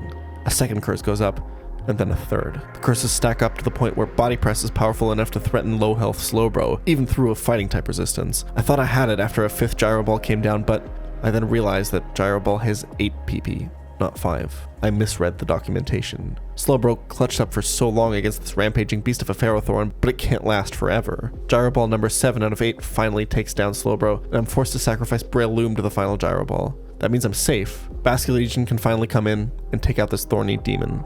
I play to my outs and save the run, but I've been sacrificing so much. Every unplanned death has the potential to send this run flying off the rails. I have to keep throwing tempo sacks at this game to keep myself going. Dreadnought must fall to grunt number 8. But these grunts are nothing compared to their admin, Matt. Araquanid sets up sticky webs on the lead Mamoswine and soaks it so Xatu can come in, tank an Ice Shard, and kill with Psychic to bait in Choice Scarf Dracovish. A². It only has Vicious Rend, but it doesn't need anything else. The only answer my box has is my own Dragapult, which thankfully can switch in on the water move as Xatu U-turns out. Time for the first sacrifice, Seismitoad, which takes out Matt's Dragapult's Dragon Gem as it goes down. Aurorus comes in, dodges a run-ending double crit from Dragon Darts, and takes out the enemy Dragapult. Aurorus now has to go down to the incoming Kartana. Thanks to the webs, Xatu can come in and outspeed, but it's not going to kill. Xatu is the final of 3 planned sacrifices for this fight, and if it goes right, I should be able to win thanks to its last act, Tailwind, B². Now, it's time for Heracross to do what it does best, and take us home. Fast enough to sweep the rest of Matt's team thanks to the combination of Tailwind and Sticky Web. Or so I think. What? Why? No, what did I do wrong?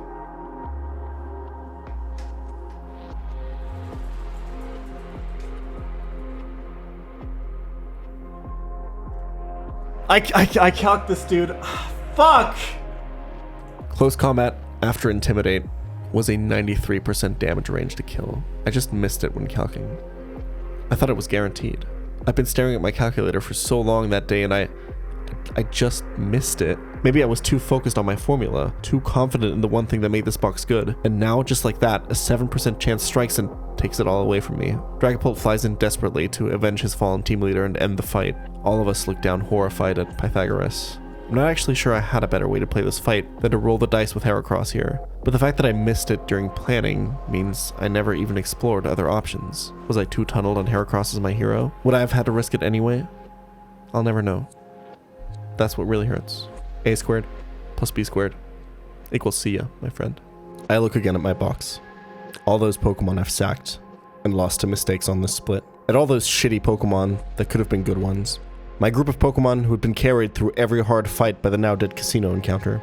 I look ahead towards Tate and Liza's gym, and I realize that I'm utterly, supremely, and completely fucked. Chapter 7. Niemand. The reason I was willing to sacrifice so many resources on my way through this part of the game was that at the very end of this passage of the mountain, there's a light. If I can make it past Tate and Liza, I'm rewarded with a new hero Pokemon, someone entirely capable of keeping up with the rising difficulty. This entire time, I knew that if I held on and kept a steady course, I could be safe for quite a while if I just made it past the 7th gym. I've been slowly moving towards the light, but we all know that most of the time, the light at the end of a tunnel is just a truck. For now, I'll have to settle for an absolutely useless Dragalge encounter. I feel the consequences of my miscalculation immediately. The fights on the way to Moss Deep City are supposed to be a warm-up, some fairly straightforward battles to prepare you for what's to come in the gym. And oh my god, did I struggle with even these little exercises. Oh man, the box feels so weak right now. Where'd my boy Heracross at, man? But I mean, Ludi should take care of it. Wait, Ludi's slower? Come on, what? I'm in danger. I'm in so much trouble. I think it's actually over. Dude, my box is so fucked. It's actually crazy how much I needed Heracross. Boys, I'm so cooked. This box is completely fucked. I'm so cooked. Wow. Well, it's been fun. I'm cooked, boys.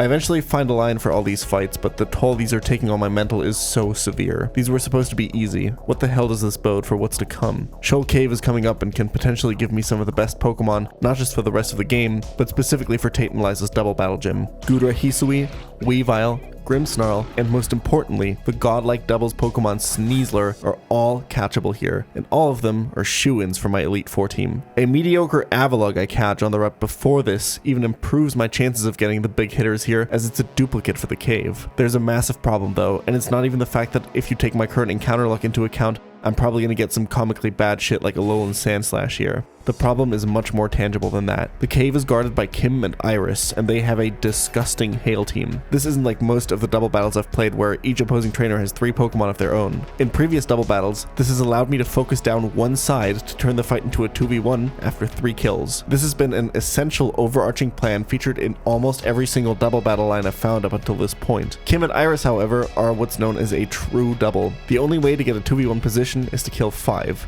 This, as well as more complicated switch AI, makes true doubles significantly harder than split ones. After moving Pokemon around in my calculator for just a few minutes, it becomes very clear very quickly. I cannot beat this fight right now. I could skip it and move straight to Moss Deep Gym, but it feels like my box is just too weak for that. I overplayed my hand and sacrificed too much on the way here. The unplanned deaths in Aqua Hideout were lethal to my lineup, and the encounters in Shoal Cave are exactly what I need to improve my odds here. For the first time in this entire run, I feel stuck. Sure, I could sit down, do an 8-hour planning session, and maybe find the one line that gets me into Shoal Cave, but does that line exist? Because the fight is optional, I could always just wait, cut my losses, and start planning Moss Deep Gym trainers. But what if I get stuck calcing on those for hours? Do I then go back to calcing Shoal Cave to get my encounter? It seems like there's 2 paths I can take up the mountain, and both will eventually lead to me losing my grip and falling. It's a comment in Twitch chat that makes me consider that there might be a 3rd path hidden away on the side of the mountain. There's a relatively well-known cute trick, often utilized by speedrunners and escape room creators in Gen 3. A true double battle like this one does not trigger if you walk past it with just 1 Pokemon in your party. This would allow me to walk past the 2 into Shoal Cave immediately. However, At least initially, there's an obvious flaw in this approach. What am I going into Shoal Cave to do? I'm going in there to catch a Pokemon that then immediately goes into my party, meaning I will have 2 Pokemon when I leave the cave. I will then trigger the double battle and get my ass beat. That's easy enough to solve. I can just have the one Pokemon I bring be a Pokemon with Fly, right? There's a bit of space between the exit and the fight after all. This is where things get even more complicated. These wild Pokemon are tough, really tough. They're high level and by design have really good movesets. And by Nuzlocke rules, if I white out, I lose the run. This means that if I enter the cave with one Pokemon and the wild encounter I'm trying to catch kills me, well, it's over. The only 2 Pokemon in my box that can fly are Sigilyph and Dragapult, which both get shredded by the Ice and Dark type moves the wild Pokemon here can throw at me. I need something much more defensive than that, but it also can't be too defensive because if the Pokemon doesn't have a certain speed stat, then it won't be able to consistently run from the wild Pokemon if I take too long to catch them. Turns out the optimal Pokemon here that has the correct balance of speed, typing, and bulk is Excadrill. But Excadrill can't fly, so I'm stuck again, right? I can't do this. At least that's what I think, until a last puzzle piece falls into place and a plan finally forms. I need a way of filling up my party so that the Pokemon I catch goes back to the PC, but without also triggering the double battle. And it turns out there is a way to do this. Pregnant Dragapult. It's eggs. Eggs take up space in your party, but don't count as Pokemon you can fight with. And yes, Nuzlocke rules forbid me from adding Pokemon to my team that aren't the first encounter on their route, but there's no rule against eggs. As long as they don't hatch, I'm not breaking any rules. Where am I going to get 5 eggs to fill my party with?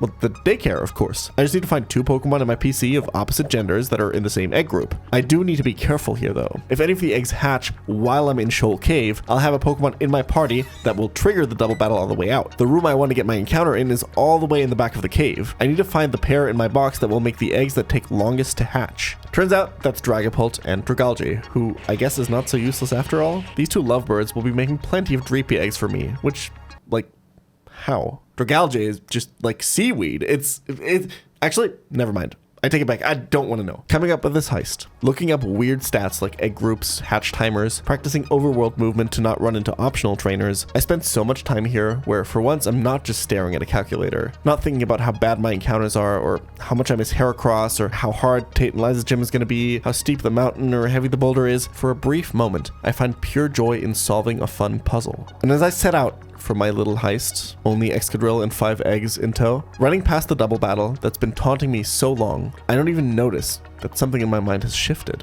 And even though it looks like I encountered the worst Pokemon of Shoal Cave here with Sandslash-Alola, I've gained something that is much more valuable to this run than any one Pokemon could ever be. I finally approach the last part of this horrible section of the game with a smile on my face. Let's do some double battles, huh?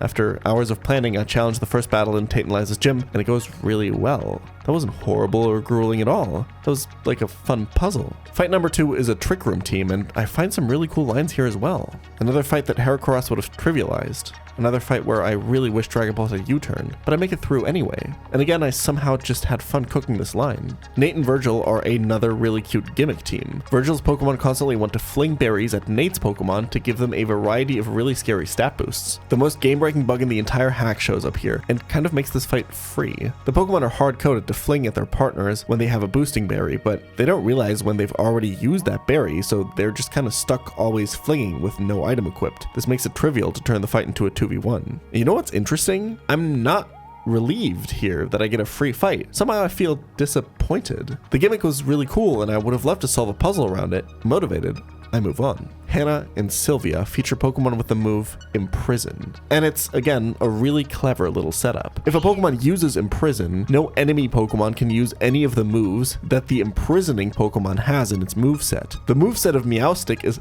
purposefully stacked with moves that you would want to use on its partner's Pokemon. Psychic for Conkeldurr, Thunderbolt for Gyarados, Fake Out because it's generally broken in doubles. Meowstic is programmed to see my moveset and use Imprison if I do have a Pokemon with Fake Out or Psychic or Thunderbolt out. It's a really clever team.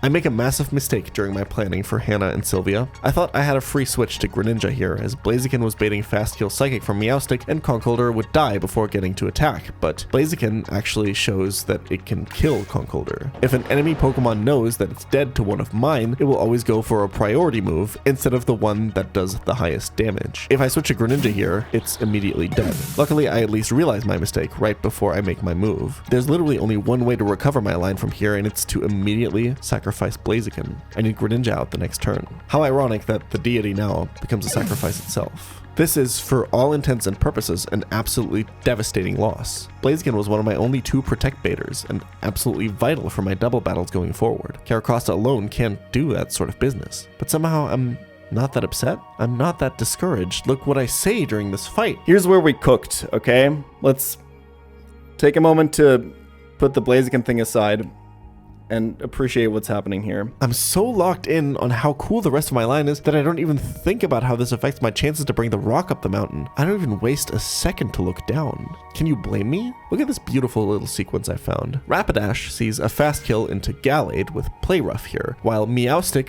sees no kills. What Meowstic does see is that I taught Gallade a Thunderbolt TM. I don't plan on using this move, ever. Gallade has terrible special attack, but you probably see where this is going, right? Meowstic has to now go for Imprison, because I have a move that it also has. I have full control. Salazzle switches into the Fairy move from Rapidash and the useless Imprison from Meowstic. All of this while Greninja is untargeted and can set up for the next turn by clicking Icy Wind to lower both Pokemon's speed. Now, Salazzle is fast enough to Encore Meowstic into Imprison, while Greninja stalls out Rapidash for another turn by flinging a King's Rock to flinch it. And with that, I've set up a massive advantage. Rapidash is slower and dead to Salazzle. Meowstic is useless for 2 more turns because it's locked into Imprison, and I can freely switch my other slot to set up the finishing sweep. I mean, come on, that was kind of sick, right? Rest in peace Blaziken, obviously, and all that, but that was kind of sick. I cooked forever for Kathleen and Nicholas, who were, for me, by far the hardest fight in this gym. The only line I found that works sees me sacrificing Wilhelm, the heroic Mienshao, on the very first turn. Writing the script, I somehow forgot that this had happened, because the only thing I remember is how cool the rest of the line here was. The sacrifice from Mienshao, an absolutely godly mid-game carry, somehow seems like an afterthought. I'm still going. So much has gone wrong, and I'm still having fun. Macy and Chapaz, yet another cool themed fight. This level 1 Meryl only knows Misty Explosion and will always die on turn 1. The gimmick here is that it has the ability Huge Power, which doubles its attack stat. Through various means, like the ability Receiver, which copies the ability of dead partners, and the move Roleplay, which copies its target's abilities, Macy and Chapon will attempt to spread this insanely broken ability onto all of their physical attackers and break through my defenses. It's such a goddamn creative fight. Luckily for me, as seen before, gimmicks with hard-coded setups are very abusable, and I find my final double battle line of the split extremely quickly. Something has seriously changed for me. The creative puzzles of this section have reinvigorated my love for this game and reminded me why I started this run in the first place. The positive switch in perspective has also changed how I view my still, by all measures, very small and weak box of Pokemon.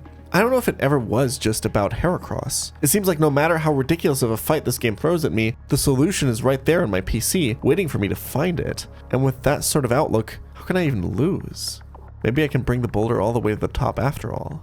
I can't quite put together the line against the gym leaders yet, but now I have the confidence to cash in an encounter I've been delaying for late game. Just like always, just like it has for this entire attempt, Run and Bun doesn't give me the best possible encounter, but it gives me that one specific niche puzzle piece that, if turned just the right way, can be precisely what I need to barely keep going. I catch my Gyarados, and my line falls into place. Instead of starting the gym fight right away though, I set my sights a little bit higher. I realize I want more than just the twins' gym badge. You see, normally every player in Run and Bun who beats Team Magma in the upcoming Space Center section receives access to what is known as the scanner items, named after the scanner that you have to die for in the abandoned ship to unlock them. This is a set of 5 different held items that can be exchanged for each other by an NPC in Slateport. This means every fight from that point onwards, the player can equip one of their Pokemon with one of the following items: a Choice Band, Choice Scarf, Choice Specs, an Assault Vest, or the leftovers. Especially the choice items are unbelievably powerful in Nuzlocke and open up literally thousands of new lines per fight. Normally, stealing held items from your opponents in Run and Bun is impossible, but this upcoming fight has an exploitable weakness to it. You'll see what I mean. If I can steal Tate's leftovers during this gym battle, not only do I have access to the whole scanner item set early, I will also get the scanner item set after the Space Center, meaning I'll be able to equip 2 of these items per fight instead of 1, essentially doubling the value of this already crazy upgrade to my inventory. And so, I step up to finally end this marathon of pain between Gym 6 and 7. If I win this, I'll finally get the Pokemon that will change everything. We're not just going to get a gym badge out of this, though. We need to set our sights a little bit higher. Our plans are measured in centuries, okay? Our goal here is not just to get a gym badge, but we're going to steal one more crucial thing from Tate and Liza. Alright, first up is Tate. He's gonna lead with Focus Sash as Elf. This whole opening is extremely weird and awkward. This fight is a very specific puzzle for me to solve to get the second fight correctly. The goal is that on the Liza fight, I lead with Dragapult with 80% of its HP left exactly. Not 100, not 70, 80 exactly. That is the goal. I can't lead with Pult here though. This means we need to use Life Orb with Pult, and Pult technically can kill all 4 of Tate's Pokemon. But if I kill all 4, I take too much Life Orb recoil. So we needed to figure out a way to kill 2 of his Mons without using Pult, okay? The first thing we gotta do is blow up a bomb. Turn 1 Tate and Liza. It's a classic. Lizzie is the only Pokemon that can do this. This is important because Azelf currently sees a kill on Lizzie with Future Sight, regarded as a regular attacking move in this case. Lizzie should have tried being a fucking Ursaring, man. What can I say? Future Sight pops off. We blow up. We proc Focus Sash. So now we're gonna go to Greninja. But wait. It's turn 2. Azelf hasn't even attacked yet. There was a second bomb the entire time. That's fucking right! This will bring in Latios. Azelf was forced to explode there because it had less than 10% HP and didn't see any kills. Now we Phantom Force to dodge the incoming Future Sight, Latios' attack, and then we kill him, taking our first set of Life Orb recoil. After this is gonna get complicated. We vanish, he attacks, Future Sight, and he dies. So here's the problem with this line, okay? Is that this baits Hoopa first, who we need to PP stall to pull off the heist, okay? The problem is that the other Pokemon is in the back, and it can switch if it runs out of PP. I spent all night yesterday writing out all the conditions for the switches and everything I need to do on each possible turn, and I am fucking with you. This is obviously Zoroark.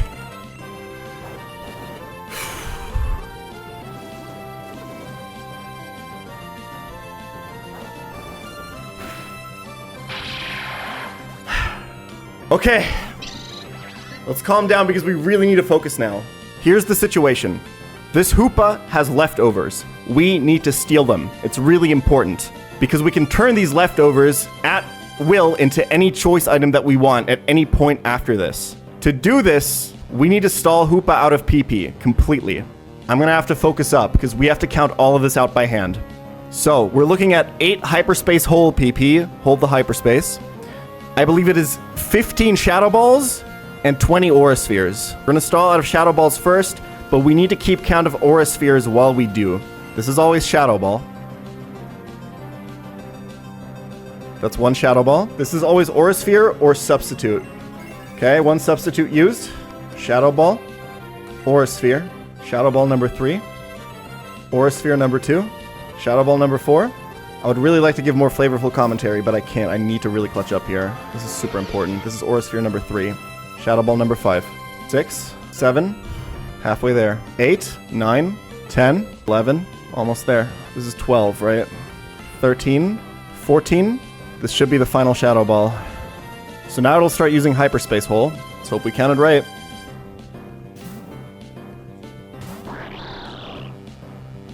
Okay. Now let's get rid of the Aura Spheres. This is number 15. Burger King Foot Lettuce. 5 left. 2 Hyperspace Holes. Shadow Aura Sphere number 16. Hyperspace Hole 3. 17 Aura Spheres. The elusive 4th hole. It's the 4th Hyperspace Hole, guys. 1 more Aura Sphere. That's 20. We can just click any move here. Just click Icy Wind or something. It doesn't matter. This should be the last Hyperspace Hole.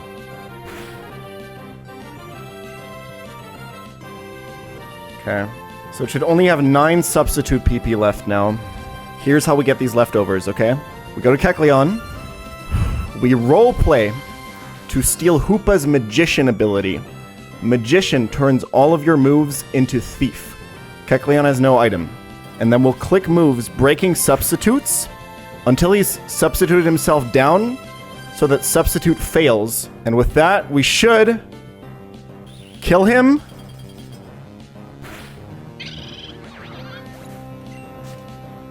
and obtain the leftovers! And with that, Tate is defeated. This one's not that hard. The next one's the real one. So here is why this setup was so important, okay? Lizzie was in slot 1 and died, which means Dragapult in slot 2 will now lead on this fight, which is what we were looking for. Dragapult is at 80% HP and will take one more life orb tick, killing this Tapu Lele. That specific exact HP range brings in Metagross and always gets Zen Headbutt, which is what we need to set up the next pivot chain. We need reliable Zen Headbutt from Metagross. And this is the only HP range that sets it up. The beautiful thing about the leftover steal is that we saved one life orb tick on Dragapult because it didn't kill Hoopa. So let's Phantom Force. Kill, take one more chip of life orb. And because of Psychic Terrain, and because he doesn't have Tough Claws yet, because he's calcing as non-Mega Metagross, he should only see Zen Headbutt as highest damage here, and never Meteor Mash. Okay, good. This is the position that we needed to beat this. We're about to pivot between Gyarados and Greninja to get this guy to -6 with Intimidates, okay? He will Earthquake on Greninja, and he will Zen Headbutt on Gyarados. That's -1. Beautiful. -2. -3. It's a classic. This is a very old school strat. One more. Just one more. I think if it's Meteor Mash crit here, it's actually fine. I think. And that's -6. Torterra's battle armor, so it can't get crit here. We need to dodge like quadruple flinch here, first of all. We need to have taken exactly one Zen Headbutt. That's a fuck ton of damage for being -6, by the way. Exactly one Zen Headbutt when this dies to bait in Latias. Okay? If we're lower HP than that, we can bait Dragon Pulse from Latias, which we don't want. We can still technically bait it, but it's almost impossible. This means that after the first Earthquake, we have to Synth up, get hit, and then hit again. If we get flinched, we gotta Synth up. Let's not see any flinches. Cool. First Earthquake. This is really consistent because we can't get crit. Synth up. Don't get flinched. It's too free. And now Earthquake. Don't get flinched. Bait in Latias. Beautiful. So we always outspeed and kill with Life Orb boosted Dragon Darts here. And we bring in the final demon. Focus Sash, Hoopa Unbound. We need a little bit more. Hoopa has Zen Headbutt and Expanding Force for psychic moves. It's got Aura Sphere, and it's got the Dark-type move Hyperspace Fury. Hyperspace Fury always lowers his defense, and we need that defense drop to kill with Dragon Darts here. What's going to happen now is he has to use either one of his Psychic moves or Hyperspace Fury, which means we're going to go to Greninja. If it's a Psychic move, it's always Aura Sphere, so we go back to Pult, and we go back and forth until it's Hyperspace Fury on Greninja, okay? Once it's Hyperspace Fury on Greninja, it'll do like 50 to 60, triggering our Citrus Berry, bringing us out of range for the second Hyperspace Fury. If it is crit Hyperspace Fury on Greninja, we have to sack something to regain the tempo. And that sack is probably going to be Gyarados, if I had to guess. So 1 in 16 to lose Gyarados here. We still win if it happens. There it is! Don't crit!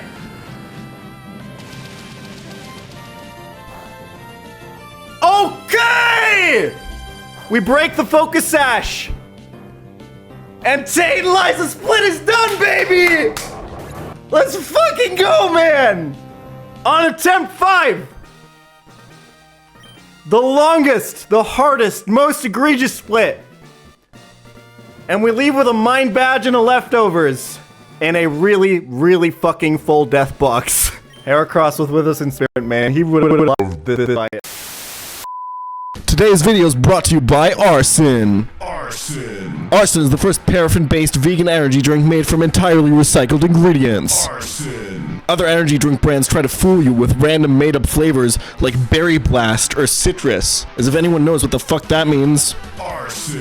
Arson has no sugar, no micronutrients, no calories, no discernible flavor. All the energy for none of the nonsense.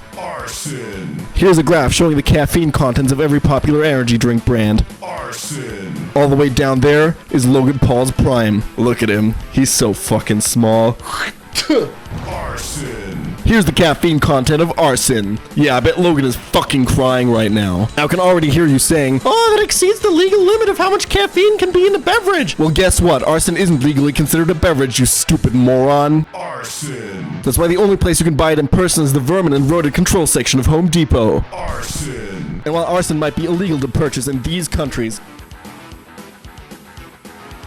if you're in the US, you can head on over to drinkarson.com/PChell right now to get your first case of arson for free. They're practically giving this stuff away. Arson. And now Arson has invited me to record my reaction to trying their drink arson for the first time live on camera. Okay, here we go. My first time tasting arson. Definitely not smelling anything. I mean, doesn't really taste like it.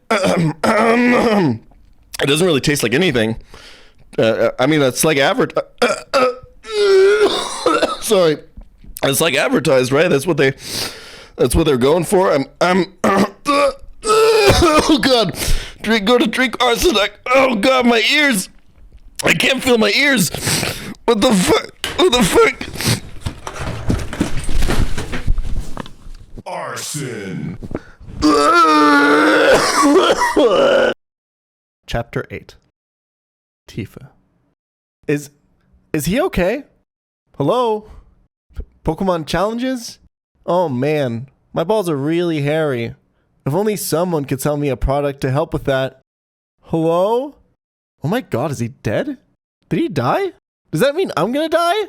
Anyway, I think I finally get it. It's not about my encounter luck at all. I am in control. I am the player. Run and Bun is the game. And so far, the game has given me just enough tools to succeed every single time. With a deeply rooted trust that this will continue to hold true, I move forward. Bad encounter luck can't keep me down anymore, because I see the light at the end of the tunnel I've been talking about. The new star Pokemon. The Pokemon who will hopefully carry me up the final sections of the mountain. It marks the official beginning of Run and Bun's late game. It's time for Urshifu. I go looking for it. I ask the man if his Urshifu is wet or creepy. He doesn't understand, so I pull out an illustrated diagram explaining what is creepy and what is wet. He laughs. It's a good Urshifu, sir. I take the Cubfu and evolve it into Urshifu. It's wet. This is why, despite all the deaths, I still believed in this run's ability to make it to the summit. Urshifu is the single strongest Pokemon you get access to in Run and Bun, and it's a guaranteed encounter. No matter which form you get, creepy or wet, it'll be a candidate to come to every single fight for the rest of the game. It has ridiculous stats, an incredible signature stab move that always crits, as well as access to tons of technology, like speed control moves, or Rock Smash, which is changed to be a guaranteed defense drop in this game. If it can't quite kill something, it'll always have its trusty priority Aqua Jet to go first the next turn and do that extra bit of damage. Also, remember all caps when you spell the man name. The upgrade my box has gotten is immediately noticeable. I think we might have finally scaled. The planning sessions for the Magma Trainers and Moss Deep Space Center almost fly by, and I'm doing 3 fights per day again. It's not just the scanner items and Urshifu, my entire approach has changed. No fight shows this better than the tag battle at the end of Space Center, where me and Steven must take on Maxie and Tabitha together. The shift of perspective on my lineup of Pokemon allows me to find an incredibly safe and satisfying line for what is supposed to be another terrifying RNG fest. Octillery, sorry for calling your mother a prostitute earlier. To let Octillery take center stage, I'll be using my newly acquired Choice Specs as well as the move Trick Room, which reverses everyone's speed on the field, meaning slow Pokemon like our lovely Mollusk over here go first. Steven's Dialga will set this move up for me. This is the only time throughout the entire game that the player can actually use Trick Room coming from their own side. None of the Pokemon they can catch actually learn it. The puzzle here is to figure out how to let Steven's Dialga actually get this move off though. Tyranitar carries Taunt and will want to use it to stop Dialga's Trick Room. Landorus can one-shot Dialga with Sheer Force Life or boosted Earth Power. I only have one way to prevent both. Kecleon is my lead, with Fake Out to stop Landorus from moving. Unfortunately, this has to be the end for Kecleon, as it also has to bait Tyranitar into a kill and prevent Taunt. This sacrifice allows a clean switch into Octillery, who is now ready to outspeed and kill everything on the field with the ridiculously powerful spread move Water Spout. Team Magma's last stand is washed away. Have I been underestimating every single Pokemon in my box? Almost as if to test me on this theory, another round of encounters will end in another round of misses here. I take a last 40% stab at the godlike Mega Beedrill and Pseutopolis, and instead find the very niche Durant. Seafloor Cavern gives me my third chance to find Primarina, probably the best Elite Four Pokemon not named Urshifu, as well as another shot at Gudra Hisui. The Underwater Cave instead Frozen Absol with absolutely embarrassing IVs in my face. Run and Bun tops it all off by giving me Cradily, by far the worst possible encounter on its route. But things are different now. I finally understand how I can beat this game. There's no point in praying for the encounters that have brought everyone else before me past the game's final fights. Run and Bun will give me whatever it wants. And so far, that's always been enough to barely make my way through. Instilled with this confidence, I dive into the ocean's depths to take on Team Aqua one final time in Seafloor Cavern. The gimmick here is that enemy trainers have indefinite Aurora Veil in every single fight. This means that all of my Pokemon will be dealing half damage against the monstrous teams of Team Aqua, making the fights essentially unwinnable if I don't pierce the veil. I can do this by having a Pokemon use Brick Break, Psychic Fangs, or Defog. So, not only do I have to find a line that beats the Grunt's late game lineup, I have to find one that starts off by weaving in one of those niche moves at some point. 3 hours of cooking go into Grunt 1. It's a beautiful line. Stalling out the Kingdra, using Ludicolo's Brick Break to destroy the screens, baiting the exploding Executor early, and using Durant's priority first impression to get around Quick Claw. I said earlier that Durant is niche, and this is exactly what it's good at. Seeing this line all put together looks like I'm dancing around this terrible fight. I make it look easy. And as long as I don't think of the abyss behind my back, I feel like it is. Another 5 hours go into Grunt number 2. I lock Swampert into Avalanche with the Torterra Salazzle Encore combo, and let its poison take down before bringing in the star of this fight. Not Dragapult or Urshifu, but none other than the absolutely terrible Sandslash Alola to shatter the Aurora Veil and set up the rest of the line, baiting Alolan Muck into a killing Focus Punch, which will be continuously interrupted by Slash's perfect accurate Smart Strikes to get around the mischance of Muck's Bright Powder. The issue now is that Roserade's Sleep Powder can completely take Arcanine out of the fight. The standard counter to this would be a Lumberry, which Arcanine can't hold here because it needs to hold Wide Lens to counteract Roserade's held item Bright Powder. Normally, I would pre-poison here, but I can't afford to take additional damage or the line is unstable afterwards. Instead, I freeze Arcanine before going into the fight. This means that Roserade can't click Sleep Powder into it as it already has a status condition. Arcanine would then thaw itself with Flare Blitz and take down the Grass type. Unfortunately, I was not completely read up on my freeze mechanics before pulling the trigger on this line. The abyss behind me seems very close, as I'm locked into an absolutely terrifying steer. The reason we're frozen here is twofold. So this is always HP Fire on this turn. Can't be any other move. He always sees kill. Perfect. Now we're never dead to Sludge Bomb crit. Being frozen means that we can't get Sleep Powder this... Oh, shit. I got hit by a fire move. Oh, the goal was to defrost with Flare Blitz. Okay, so now he can Sleep Powder, so now we're f***ed. We're so f***ed. I need to wake up turn 1.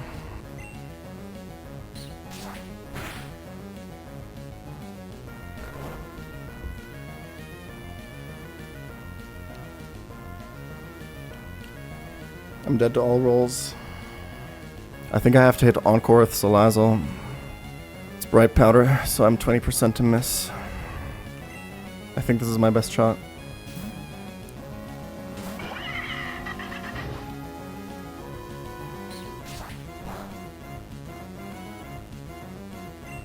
There's one alternative play. I could Toxic, because I never miss. I'm dead to most Sludge Bombs, like half of them. I don't know if I can survive enough for that to matter, though. If Encore misses here, how do I win? Yes! Okay. It's not over, though.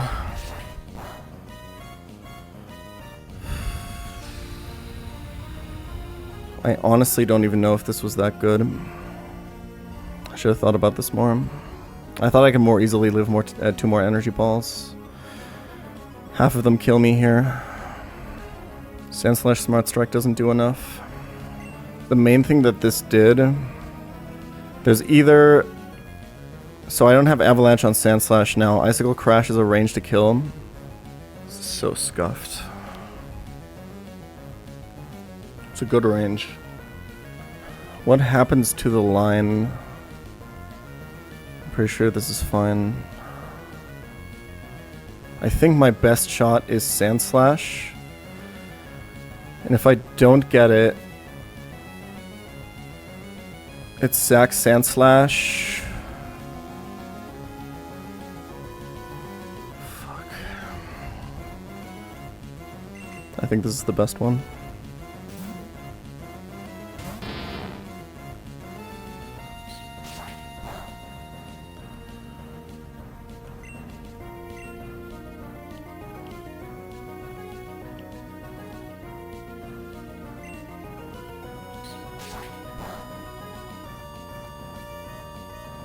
Yes, come on, hit the range! You're the GOAT, bro!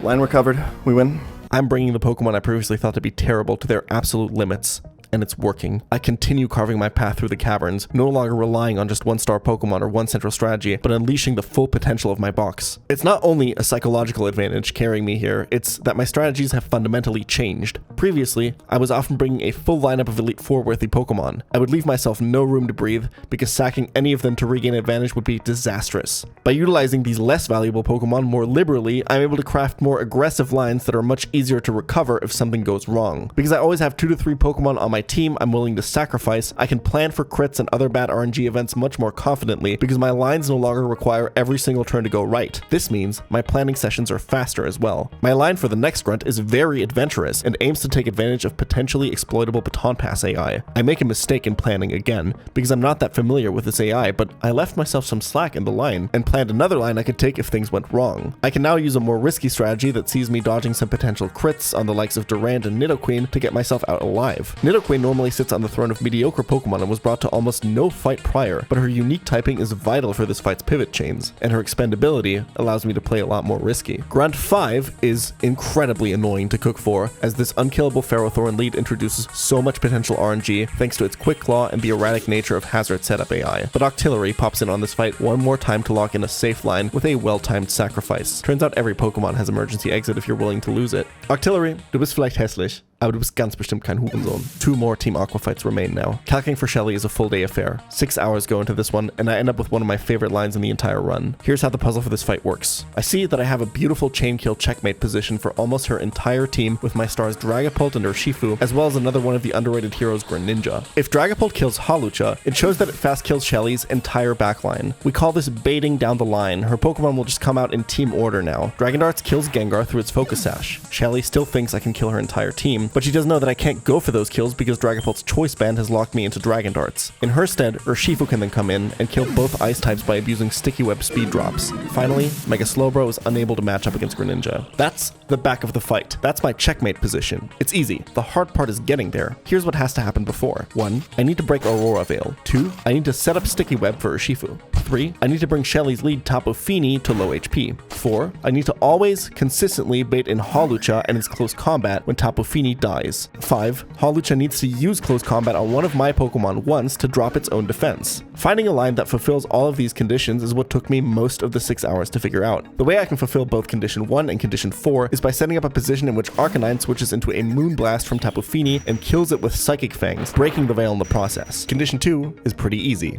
because Araquanid can tank a lot of hits from Fini. So the issue is, I only have 1 slot left on my team, and it needs to both set up Tapu Fini to be killed by Arcanine and tank a Hawlucha close combat at some point. For this, I need to have extremely precise control over Tapu Fini's HP. I have to get it very low for Arcanine to always kill, but I have to account for my own crits. If the Pokemon in charge of weakening Fini does too much damage and accidentally kills before Veil is broken or webs are set up, my entire line completely falls apart. It turns out that the Pokemon capable of fulfilling all of these conditions is actually none other than the oh-so-useless Cradily. It's weak enough that I don't mind sacrificing it into Hawlucha's close combat, so condition 5 is met. But more importantly, it's the only Pokemon in my box, maybe in the whole game, that can actually get me exact control over Fini's HP here. Check this out. Cradily is pre-damaged to 251 HP, the exact same amount of HP that Tapu Fini has. Tapu Fini has the signature move Nature's Madness, which always deals exactly half of my current HP as its damage. Cradily has good special defense, so Nature's Madness is Tapu Fini's highest damage move and will always be used. Importantly, rounding in Pokemon is always done down. You always drop the decimal, so half of 251 HP is computed as 125. We're almost there. Cradily can now use Mirror Coat, a move that reflects the last special attack, dealing always, consistently, exactly double its damage. 125 times 2 is 250, leaving Tapu Fini at exactly 1 HP. Its leftovers will heal it back up over the next few turns, but I know exactly how much that will be every turn. I know how how many turns I need to spend setting up, and therefore know how much HP Tapu Fini will be at when Arcanine comes in. All I need is one defense drop to confirm this kill now. Cradily can just throw out a Rock Smash. There's no risk of a crit kill after Leftovers recovery, and just like that, all of my pieces are in place. Araquanid sets up webs, Arcanine kills and breaks the Veil while being healthy enough to bait close combat. Cradily sacrifices itself to lock in the defense drop on Hawlucha, and my chain kill can commence. It's an exciting feeling. It's also an insane amount of pressure, and it's been weighing on me in each and every one of these fights. That drop behind me is so goddamn deep now. A loss is absolutely devastating here. Seaflow Cavern should have broken me, but I'm still here. Just one more Team Aqua fight to go. A fight headed by Kyogre to set up permanent rain. Archie's Zapdos, his Aegislash, his Contrary Superior, and his Swift Swim Overquill all look run-ending. And what am I bringing? The undisputed king of Rain Sweepers and mid-game legend Barraskewda, and 5 random shitters who all should have been a different Pokemon when I encountered them. Once more, a team of complete misfits will wipe the floor with one of this game's boss fights. Ludicolo is my counter to Kyogre, and it will be sacrificed here. Its Rain-Dish ability allows it to stay on the field just long enough to 1v1. Ludicolo just has to dodge one Ice Beam crit. Are you fucking serious? It's actually fine. I know my Ludicolos. I know these mediocre encounters like the back of my hand at this point. I accounted for this possibility. All Ludi had to do was remove Kyogre's Cuss-Step Berry to keep the line intact. Rhyperior enables a pivot chain for Barraskewda to take down Overquill over multiple turns. This Rhino has been an absolute beast for defensive pivot strategies. I completely underestimated it when I first caught it. Durant is not Mega Beedrill in any sense, but it is pre-damaged to always be knocked into Swarm by even Serperior's lowest roll here, giving it enough firepower to skewer it with first impression. And I'm about to repeat the same tactic again with Greninja. Had this frog been a Dreadnought instead, it would have all but guaranteed a muck for my team, and with it a riskless Pyre Tag fight. But it turns out I solved that fight without having to stick to the meta strategies of this game, and now Greninja is about to turn into a low orbit Ion Cannon. Aegislash knocks it into Torrent. Rain is falling. Greninja is wearing Choice Specs. All of these 1.5x boosts stack exponentially to allow this fast amphibian assassin to nuke anything in its path with Surf. It baits down the line, leading the normally very defensive Zapdos into its sights, and the legendary bird, believe it or not, drops to a single blow. AI didn't send in Swampert because it thought it was outsped and dead here, but Swampert is actually about to Mega Evolve and double its speed, so I can't take this final KO with the frog. Instead, Gyarados, whose route I wanted to save for a late game encounter, but couldn't because my box needed a strategy for Liza's Mega Metagross, comes in. It learns Power Whip, an inaccurate but powerful grass move, and I can shore up its weakness by equipping a Wide Lens, making this Gyarados an unlikely but extremely consistent counter to Archie's seemingly unstoppable ace Pokemon. The further I push, the less of an underdog this run becomes. And I realized something absolutely terrifying. Getting through Seafloor Cavern doesn't just mean this run has a chance. It means this run is probably going to the Elite Four. Chapter 9. Petrichor. Let's zoom out one last time and look upwards at the peak of the mountain, that damned place where Sisyphus' curse is to be fulfilled. Sydney, Phoebe, Glacia, Drake, and Wallace. What makes this game's Elite Four special is that all of these fights, excluding the final champion Wallace, can be fought either as double or single battles. The teams you have to defeat change depending on which style you pick. The player must fight 2 of them as doubles and 2 of them as singles. The game forces you to prove that you're proficient in both battle styles. Sydney, the Dark-type specialist, is the first member you'll be fighting. His doubles team leads with Incineroar, the undisputed greatest double battle Pokemon of all time, as well as an Articuno eager to set up Tailwind. Creepy Urshifu is also on this team, and its Unseen Fist ability completely invalidates the player's classic protect baiting strategies that dominate most double battle lines. Most players fight Sydney as a double battle. The Elite Four, unlike gyms, does allow for pre-status and pre-damage techniques that are even more important in double battles. The later your double battles are in this gauntlet, the harder it is to keep your Pokemon at certain HP ranges for those fights. Next up is Phoebe. The stars of both of her teams are Lunala and Mega Gengar. Lunala threatens the disgusting Meteor Beam Power Herb combo. Normally, Meteor Beam is a 2-turn move. On the first turn, the Pokemon raises its special attack, and on the second, it unleashes a massive Rock-type special move. Power Herb consolidates these turns into one. What ensures that Lunala should always get this combo off is its ability Shadow Shield, which makes it take half damage when at full HP. Her singles team has the mythical Marshadow, which will turn into an out-of-control monster with just 1 bulk up. Both of Glacia's teams challenge you to deal with the ungodly powerful attacks of Calyrex. Her doubles team is a classic Trick Room abusing team, full of slow and hard-hitting Pokemon. She's far from the first Trick Room team the player has to fight in Run and Bun. The issue is that normally your solution to these fights is to build a specific Trick Room counter team with 6 slow Pokemon of your own. You cannot afford to bring a team like that to the Elite Four whatsoever. Every slow Pokemon you bring will be a burden for the rest of your fights in here. And then there's Drake. His doubles team is so complicated that only a handful of players have ever even attempted fighting it, but his singles incarnation is still one of the deadliest trainers in the entire game. Reshiram is nearly impossible to pivot into because of its raw damage output and crazy neutral coverage. Mega Salamence uses its aerial ability and massive attack stat to turn the move Return into a flying move that slices through everything. But Suicune. This goddamn Suicune. The central challenge of this entire Elite Four, and the Pokemon pronunciation I get called out for the most. A Pokemon that is so bulky that just naturally one-shotting it will simply not happen, especially with Pokemon that you brought to kill Drake's Dragon types. You have to kill it slow and methodically, but every turn it's on the field, it's another turn for it to recover with leftovers, to set up a substitute, set up another Calm Mind, or freeze you with Ice Beam, burn you with Scald. Finding a line that reliably kills this Pokemon is one of the hardest things about this series of boss fights, and it's been the nail in the coffin for many, many runs. The truth is that usually when accounting for everything else in this Elite Four, you can't find a 100% safe line on this thing and are forced to take some amount of risk. Finally, there's Wallace. Champion fights are by their very nature a bit easier. They're the final fight of the game, so you can generate insane amounts of tempo by sacking all of your remaining Pokemon throughout the fight. But this also means that you have to conserve them as much as you can throughout the other fights. A 6 Pokemon Wallace is almost always doable. A 5 Pokemon Wallace is hard, but you'll have a good chance. But what about a 4 Pokemon Wallace? A 3 Pokemon Wallace? How much are you willing to sack to Drake to get here? The most evil Pokemon on this team, however, is not the legendary Kyogre Origin or Palkia. Neither is it the durable Manaphy who sets up Tail Glow and heals status conditions in the rain with hydration. It's not his ace Mega Swampert who's nearly impossible to outspeed in the rain. It's this absolutely evil Barraskewda set. Like Mega Swampert, it has the ability Swift Swim to outspeed everything in the permanent rain of the fight, but it also only has 2 moves which it powers with a Choice Band: Liquidation or Flip Turn. These moves will always be at least similar in damage. Very often will they both see a kill when it comes in. What this means, and this is what makes the design of this fight so devious, is that when Barraskewda comes in for a kill, it will almost always be a coin flip to either use Liquidation and stay in, or Flip Turn to switch out to a completely different Pokemon. This makes planning a consistent RNG independent line for this fight almost impossible. You usually have to plan at least 2 for both Barraskewda outcomes. As you can imagine, calcing for this Elite Four is by far the most complicated task in this entire game, and takes even the most skilled players weeks to do. The catalyst that gets me to start actually thinking through potential Elite Four teams is my next encounter in the Cave of Origin. For the first time since Dragapult, I hit it really, really big, confirming once again that Run and Bun is willing to give me just enough to keep me going. I'm handed an incredible Elite Four candidate.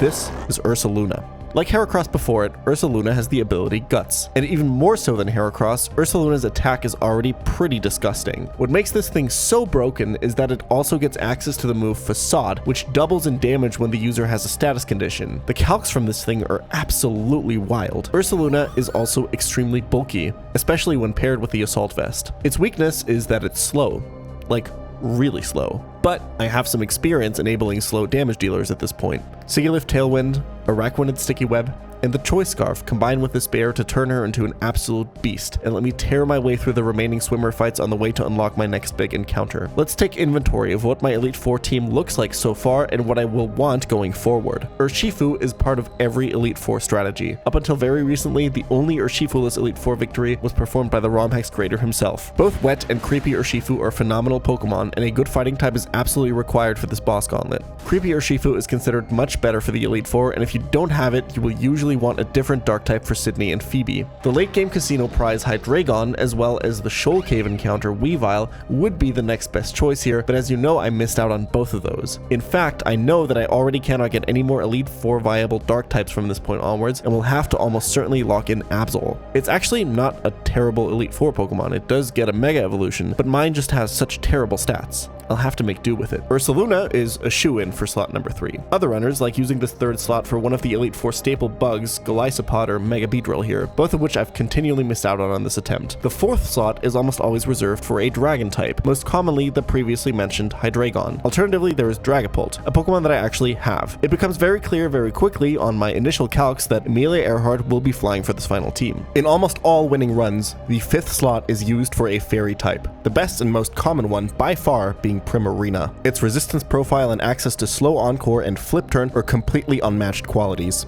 I only have one one more chance to get it down the line in Victory Road. And while it sounds like the meta for Elite Four teams is quite stale, there is actually a very cute tradition in the Run and Bun community. To challenge themselves one last time before finishing the game, runners try to bring a Pokemon to the Elite Four that has never won before. It sounds crazy, but 90% of Elite Four teams have featured a brand new Pokemon, and it's in no small part because of this unspoken rule. Unfortunately, it doesn't look like this team has room to play around, and I'm completely willing to break tradition to get my victory. If I can't get Primarina, there is only one other fairy type that can save me. Basically, the only other Pokemon that can give me a decent Drake matchup is a Namorous. Wait, isn't that a legendary Pokemon? Let me explain. This is the Devon Radar that I've just gained access to by banishing Kyogre and Groudon back underground. This item is what Run and Bun runners use to get their two most important late game encounters. Here's how it works. There are 7 legendary roaming Pokemon in Run and Bun. By using the Devon Radar, you summon one of these roamers at random to be your next encounter on the route that you're on. If you haven't caught a Pokemon there yet, this legendary will be your first encounter and therefore legal for you to catch and add to your team. The issue is that these Pokemon are coded to be impossible to catch unless the player uses a Master Ball, of which there are 2 in the game. The first one I picked up in Aqua Hideout, the other I will receive at the end of Victory Road. This means that every player has access to 2 roamers for their Elite Four teams. Which roamer you get might be random, but you can improve your chances at getting what you want by skipping as many encounters as possible in the late game. The more open routes you have by the time you get the Devon Radar, the more often you can afford to re-roll your roamer. If you don't like the one you get on Route 126, run from it, accept the fact that you don't get an encounter here, and roll again on Route 127. This makes for a really interesting minigame. How much are you willing to re-roll? You might get the same unwanted roamer 5 routes in a row. Almost every Elite Four team will bring at least 1 roamer,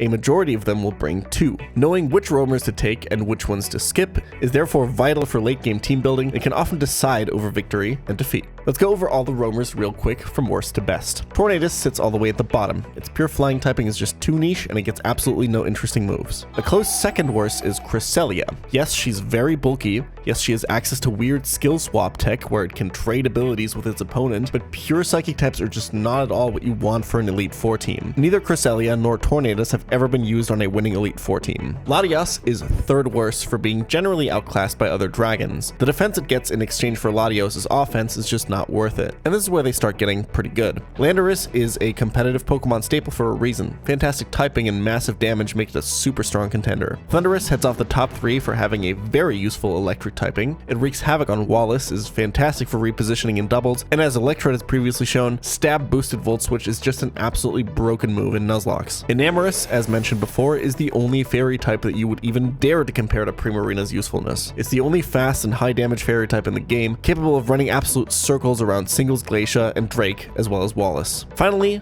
at the top, there's Latios, the undisputed king of dragon types. It does most of the things that Dragapult and Hydreigon do in the Elite Four, but better. It finds kills so much easier than them. Give it a Scarf, and it exceeds Pult's speed while superseding its damage. It's got access to Tailwind to help out slow attackers like Ursaluna. It's the perfect Elite Four Pokemon, but I don't need a dragon. I need a fairy. So, to fill my next Elite Four slot, I roll my first roamer encounter with the following mindset. I need Enamorous. To maximize my chance of getting it with my second Master Ball after Victory Road, I decide to lock in my first roamer as soon as possible while leaving as many routes open as I can. This will remove that first roamer from the pool entirely, and every route after will have a higher chance of giving me Enamorous. So, my mindset going into this first roamer is, I'll catch everything that's not Tornadus. You know, at times it really feels like this game has a sense of humor. I move on to the next route to try again, and for a moment see the shadow of what I think to be Tornadus once more. To my elation, it's Thundurus, ready to bless my box and lock in my 5th Elite Four teammate. In the game's final gym, Thundurus immediately shows off its potential. Every single trainer here has at least 1 water type, with most having 2. Even before checking the trainer sheet, I'm sure Thundurus will be coming to just about every fight in here. The fact that it can serve as a pivot Pokemon and an offensive threat is huge in this gym, which has a number of gauntlets and back-to-back fights. It's so refreshing to get to cook with a box with this many tools now. It feels good. It feels powerful. I feel like I went from cooking in a shitty studio apartment kitchen to a Michelin star restaurant. Gym leader Juan checks one last time before the Elite Four if I've really learned to handle true doubles. I have the confidence, I have the tools. It's out of the question that I'm making it to the Elite Four at this point. But if I want to win there, I'll need another good encounter. I need a fairy type. Or something, anything for that final slot. I've missed almost every opportunity to get this last piece of the puzzle, and time is running out. I have one more chance to get Primarina, and I miss badly. The air is getting very, very thin now. I turn around and risk a glance down the mountain. I get dizzy. My whole body goes numb. The fall is still immense. Any mistake will wipe out 4 months of work. Other runs can cash in a broken mythical as their casino encounter at this point. For me, it's going to come down to the final roamer. But it's my path through Victory Road that calms my nerves just a little bit. Because as I strategically sacrifice Pokemon after Pokemon that I know won't be able to make the cut for the Elite Four, I'm showered in reminders of all these unlikely heroes that made the run possible. Torterra, immune to crits and standing strong, taking on physical threats over and over. Excadrill, with the shit attack IV, gets to rapidly spin one more time. Sigilif, that I cursed out so much for being a carbon copy of Xatu, ended up carrying out its Tailwind duties far after the bird's death. I see Salazzle run circles around this Mega Mawile with Encores. It poisons the Steel type thanks to its broken corrosion ability. Seriously, without her, this attempt is dead. Over and over and over again. If I told you about every single cool Encore line she made possible, this video would be 7 hours long. Rhyperior, pivoting again and again to open up clean switches. What a beast this guy was. Greninja, who ruined my chances at Muck, shows off his double battle prowess one last time. Sandslash Alola, my reward for the egg heist, who somehow saved the run twice in Seafloor Cavern, trying to desperately clutch up one more time. One last fight. Durant is here for its last impression, taking one more kill against Orbeetle before it goes down. And then Caracosta doing business, the undisputed doubles god. It hardly ever hit anything, much less killed, but this run is absolutely not here, still doing business, without Costa's protect baiting. Godspeed, my friend. And just like that, it's time. I have 3 routes left to roll for Enamorous, but my chances are not great. Should I just throw the ball when I get a good roamer? Just figure it out from there? There's no guarantee that Tornadus won't show up on the last route, and then I'll be stuck with him. I hit Landorus on the first one. I decide I need more. It's not enough. 2 more chances. And faced with Latios, the most powerful of all roamers, I really want to throw that Master Ball. And the person who started this run 4 months ago probably would have. But I realize that despite Latios being what I want in this moment, Run and Bun has insisted again and again on not giving me what I want, but giving me what I need. I throw a Quick Ball, taunting Latios, knowing that it will fail and make the legendary flee.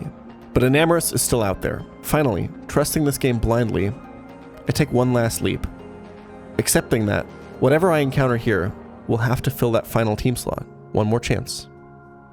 Here we go.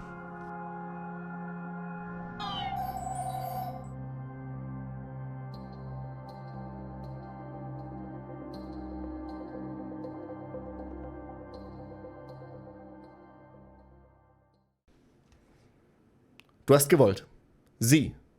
Wenn du einen Stein ins Wasser wirfst, so eilt er auf dem schnellsten Wege zum Grunde des Wassers.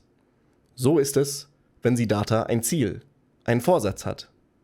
Siddartha tut nichts. Er wartet, er denkt, er fastet, aber er geht durch die Dinge der Welt hindurch, wie der Stein durchs Wasser, ohne etwas zu tun, ohne sich zu rühren. Er wird gezogen, er lässt sich fallen. Sein Ziel zieht ihn an sich, denn er lässt nichts in seine Seele ein, was dem Ziel widerstreben könnte. Das ist es, was Siddartha bei den Samanas gelernt hat. Es ist das, was die Toren Zauber nennen und wovon sie meinen, es werde durch Dämonen bewirkt. Nichts wird von Dämonen bewirkt. Es gibt keine Dämonen. Jeder kann zaubern. Jeder kann seine Ziele erreichen. Wenn er denken kann, wenn er warten kann, wenn er fasten kann. Chapter 10. Der Stein. Sydney's double team asks me, can I survive 4 turns in Tailwind? I answer back, I don't have to. The more I studied for this Elite Four, the better Absol looked. And not just for its much more powerful Mega Form. Right now, it's playing the Caracosta role. It's holding the Iron Ball, quartering its speed. The absolute garbage defense stats that kept this thing in the box for all but 5 fights up to this point are now baiting fast kills from both of Sydney's leads. As a result, I can keep Tailwind from ever going up. Thunderous's Volt Switch deals massive electric damage to Articuno and allows it to instantly swap positions for Choice Band or Shifu as Absol detects both Incineroar's and Articuno's fast kills and effortlessly glides underneath them. Thanks to the Volt Switch chip damage on Articuno, I can now go for a double kill with Absol's Sucker Punch, which always moves first despite his Iron Ball, and Shifu's multi-hit Surging Strike. I take a massive tempo lead, and as Overquill and Sydney's creepy Urshifu come out, I've set up what looks like a completely standard double battle position: Protect Baiter and Damage Dealer. Except Sydney's Urshifu has Unseen Fist, which ignores Protect moves and upends my tried and true strategy. I need to instead perform a specific position shuffle here, while MF Doom starts doing his job as the team's agile melee fighter. Before the Elite Four, I picked up 2 one-time use switching items, and I'm planning to use them both on this fight. First up is Thunderous, holding an eject button, which lets him immediately switch out again when he takes a hit from the enemy Shifu's close combat. Dragapult can now come in its slot and tank Overquill's Gunk Shot, and while it looks like that eject button was completely wasted as Dragapult would have not taken damage from the fighting move anyway, it was actually essential to making this line work. I needed Sydney's Urshifu to take these defense drops before mine hits it with a massive 1 for the money, 2 for the better green, 3 for the coolest motherfucking bear you've ever seen. Dragapult does not learn U-turn. I've begged for it over and over during this run, and I would have loved to have it here too, but that's not how we play anymore. Remember, this game always gives me the pieces I need to build my own way out. So using the second one-time use switch item, Eject Pack, I can finally build Dragapult her very own U-turn. She fires a volley of meteors. Her special attack falls, which triggers the Eject Pack, and Amelia Earhart flies away, ready to give me the tempo switch I need to win this fight. In her stead, Absol sneaks back in to tank the legendary's dark move as Urshifu slams well-aimed critical strike after critical strike into the already weakened Overquill, sending it into the abyss. I've achieved an endgame position, and it's checkmate from here. With creepy Urshifu off the field, Absol's free to bait and protect again, while my beautiful banded bear beats the black baneful beast to butter. A final shuffle around the Mega Gyarados, and just like that, 4 more fights remain between me and the peak of the mountain. I'm going off the most traveled path for the next fight. Phoebe is usually done as a double battle. If I can finish this, I'll be just the 7th out of 28 Hall of Fame runs to do Phoebe singles. But my line here is spectacular. Thunderous starts the singles Phoebe fight by casting a speed-lowering Electro Web. Volt Switch then easily kills on turn 2, blinking Voltaire to a safe position in the back of the party and bringing in the star of this fight, Absol, who is going to run laps around this oh-so-harrowing team of spirits. I might see right through the illusion that her Hisuian Zoroark is putting up here, but she does not see through mine. She's so tunneled on Zoroark outspeeding and killing here that she doesn't realize Absol would just go first with Sucker Punch anyway. A stab to the back exposes the true form of the ghost and sends it back to whatever realm it came from. Lunala is one of the most terrifying Pokemon in this entire Elite Four, and she is next in line to see a fast kill on Absol. Unlike Zoroark, this legendary won't drop to Sucker Punch, but Absol still has an entire bag of tricks ready to go. It's all about constantly switching your speed stat to mess with the AI. I Mega Evolve Absol, making it faster than Lunala. You might have noticed that Absol is pre-damaged. It's exactly at the HP where Lunala's Meteor Beam always kills, except Absol Mega Evolved and is faster now. Knockoff rips Lunala's held item Power Herb off before it can ever use it. The monster hangs helplessly in the air with a shattered Shadow Shield as it charges up an attack that will never fire. Mega Absol, still faster, sinks its blade into the Wraith once more and banishes it. The disaster Pokemon Absol is completely capable of dissecting the rest of Phoebe's team if I can just get past her next legendary roadblock, Marshadow. Marshadow throws down a close combat, and to tank it comes the first Cresselia in Run and Bun Elite Four history. I'll need it to close combat and drop its defenses at least one more time for this setup to work, so Ursaluna comes in dodging the Shadow Sneak and baiting another fighting move. Cresselia tanks it again, and the undead Marshadow has redug its own grave. Cresselia basks in the moonlight to heal up and then casts Future Sight, which will hit into Marshadow's broken defenses in 2 turns. Enough time for Absol to get back in position on a Shadow Sneak. Marshadow tries in vain to fire off a final close combat, but Absol detects it from a mile away and steps aside as Cresselia's Future Sight annihilates the mythical Marshadow. The beautiful thing about the setup is that Absol is now already in position to surgically cut out the rest of Phoebe's backline and open my way to part 3 of this gauntlet. Remember, Doubles Glacia has a Trick Room team, so they are slow, and I'm about to take full advantage of this with one of the most merciless sweeps of a boss fight I've performed throughout this entire run. I lead with Thunderous next to bear number 2 of the team, Ursaluna. Ursaluna is slow, but it's fast enough to outspeed most of Glacia's Trick Room abusers and take full advantage of its absolutely disgusting damage output. Naturally, I burned her before entering the Elite Four and have kept that status condition on her throughout all of the last 2 fights. fights. Now, her blazing claws are ready to rip Glacia's team to shreds. As someone who's been traumatized by this woman in Emerald Kaizo, I couldn't imagine a more satisfying fight than what's about to come. Another Volt Switch cast by Thunderous removes the Crabominable's Focus Sash and swaps the genie's position with Urshifu, who tanks Ursaluna's Earthquake,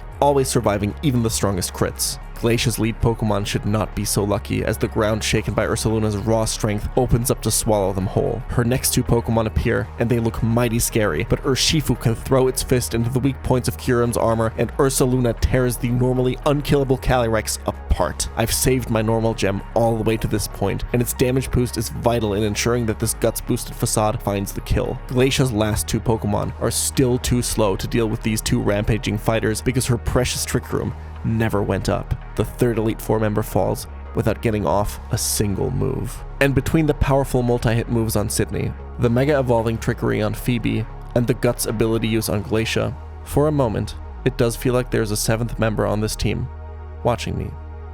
I stride, in a way that looks almost effortless, up the final steps of the mountain. But now it's time for Drake. My lines were mighty pretty until now. Drake doesn't care about that. He forces you to take risks. He forces you to step outside of the calculator and truly prove how much you trust your skills. I can get to his demonic Suicune, but to get past it, I'm simply going to have to get lucky. There is no consistent line anymore.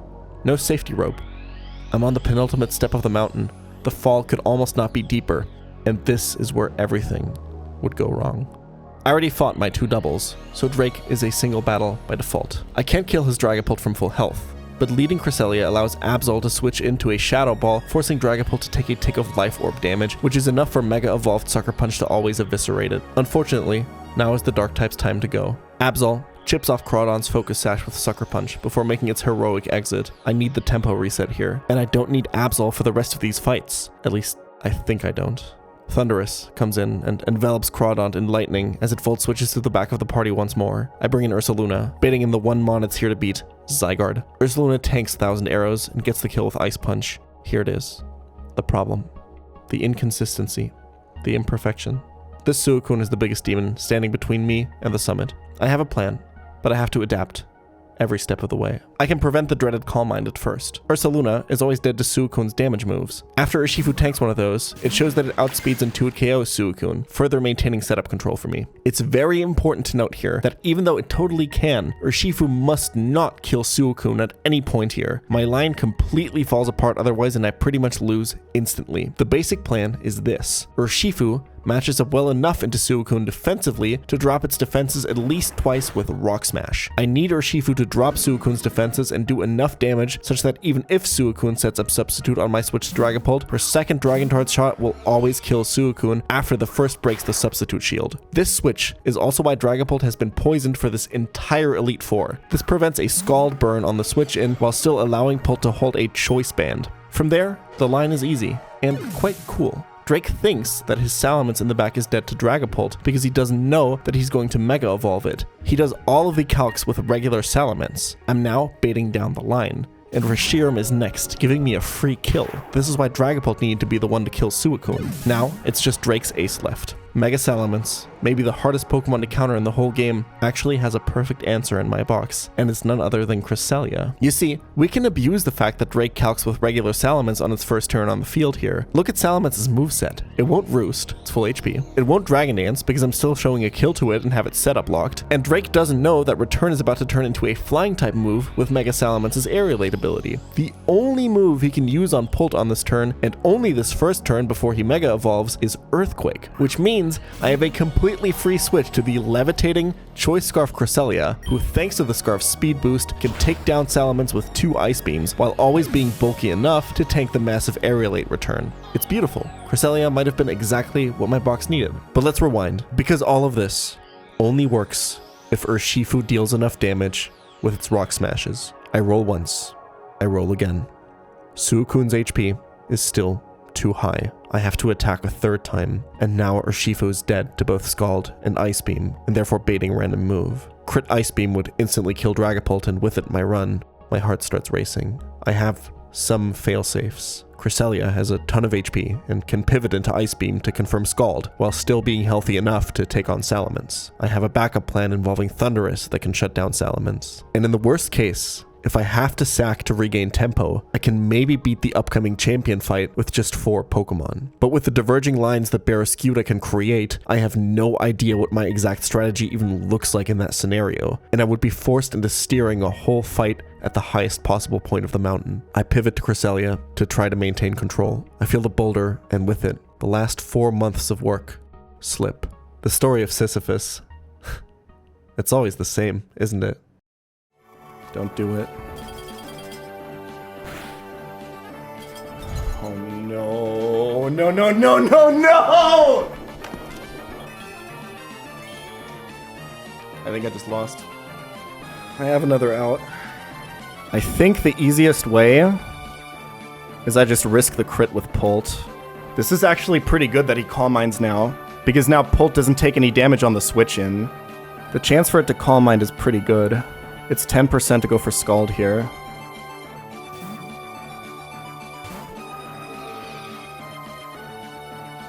Unlucky. No crit at least.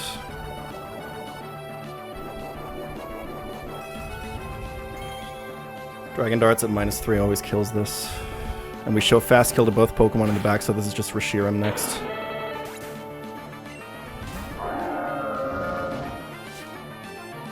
We always kill it.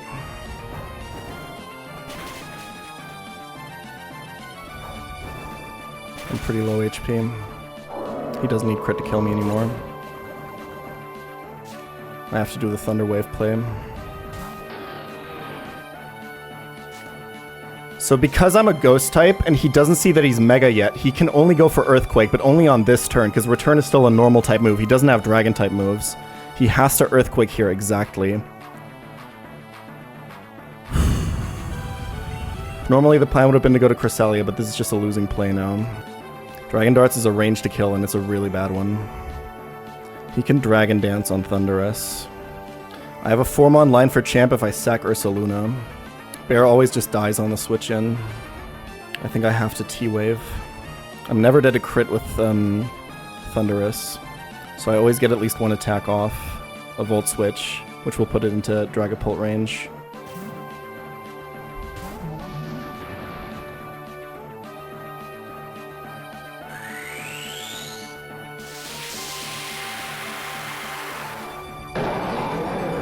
Yeah, if I slow Volt Switch here, he just Dragon Dances and ends my existence. Let's T-Wave.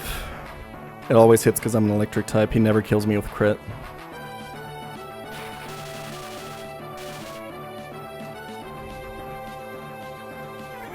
No Dragon Dance. This is really likely to return again. I think Ursaluna is just always dead to it. Should have gotten an item on him. What happens if I go Cresselia here? Can't I guarantee the D-Dance? Nah, Cress is gonna get put into kill range.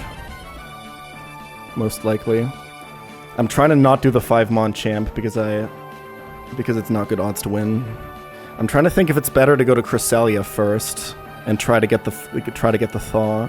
I can't tell what's better. I think I go to Cress.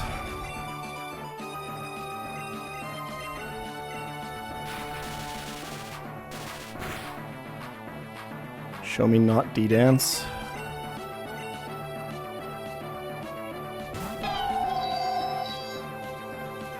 Okay. Yeah, now I have to go to Bear. The only way we get saved here is if it's full para. This is it.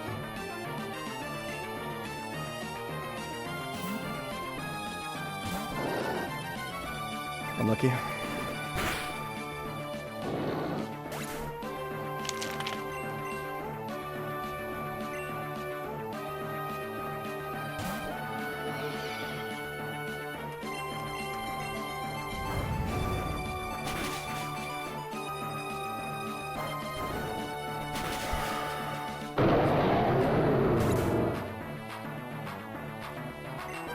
It's winnable, but it's really bad. There's a chance. I have to think about this real quick. I haven't thought about this line too much. I have to remember what the line is. I think if it's not flip turn, if it's not flip turn, I think I just lose. Electric Gem Thunder Punch, because we're plus attack Thundurus, always outspeeds and one-shots this Kyogre. This is important because we didn't want to go choice band.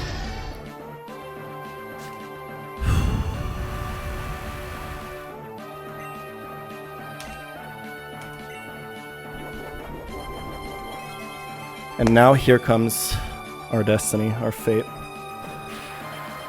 Barrascuda has only liquidation or flip turn, both always fast kill Thunderous.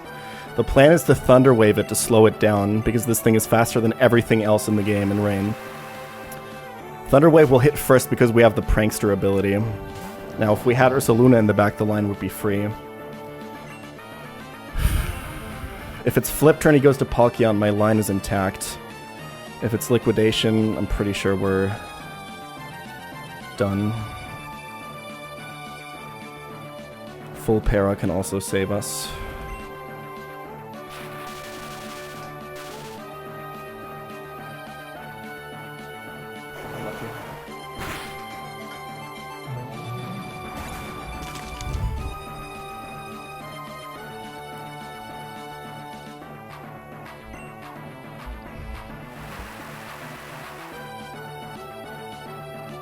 I'm pretty sure the way I need to do this is Cresselia needs to full 1v1 the Manaphy.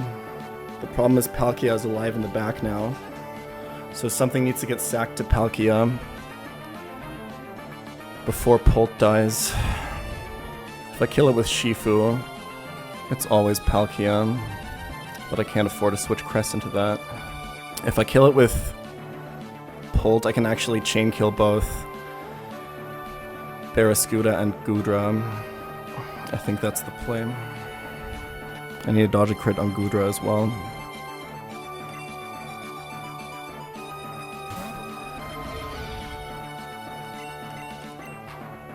This should bait out Gudra.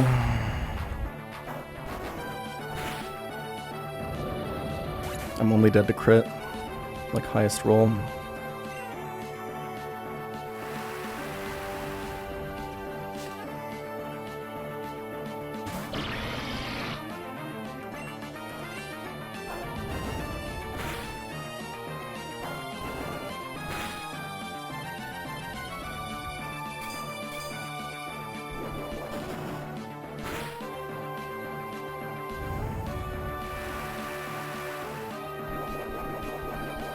Okay.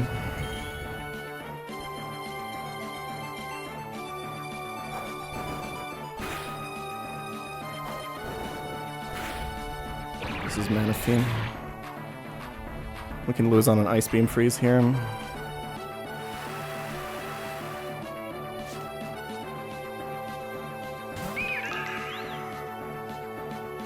Cresselia has to 1v1 this without dying.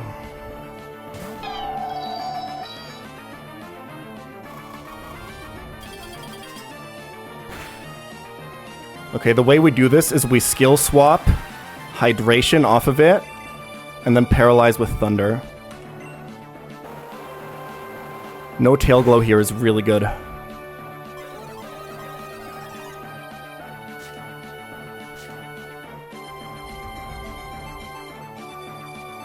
It's really unfortunate that we're barely outside of Citrus range there, but it's fine.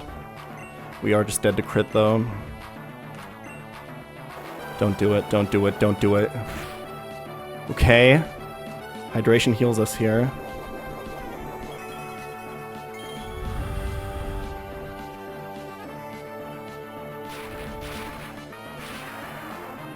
Para? Unlucky. I'm gonna lose. I'm gonna lose. The story of Sisyphus. It's always the same, isn't it? It's just that the first time he got to the top of the mountain, he didn't know. Do you think that when that boulder slipped from his hands and rolled all the way back down, he realized that this would be his fate?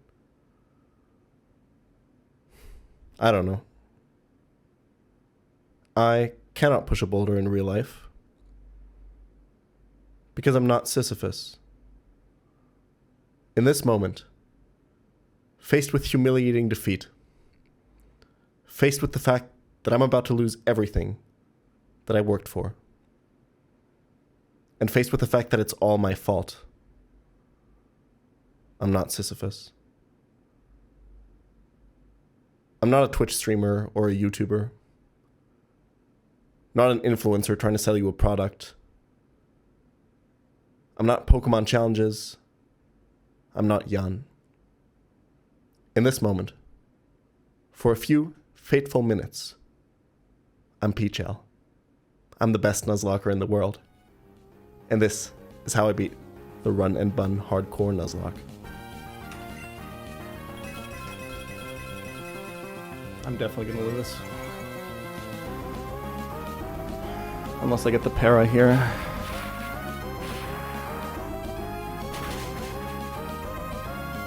Okay! I think I'm still gonna lose. I think I still lose, man. I can't get Palkia out. This Thunder never kills. He always kills me. I need full para or crit.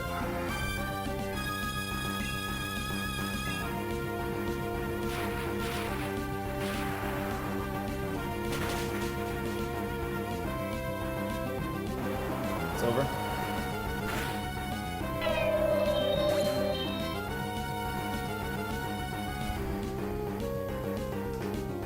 I can win on a 50-50. It's less than a 50-50. I think I can do it. I kill with Pult here and bait random move from Swampert. And then I just need it to not be Earthquake or Liquidation defense drop. It's full random move and Liquidation isn't even that likely. Ice Punch Freeze also means I lose.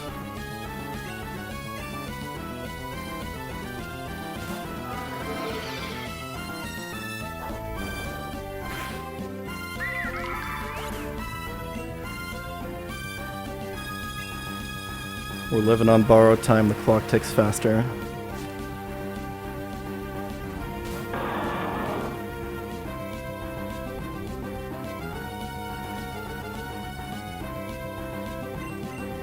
We can win.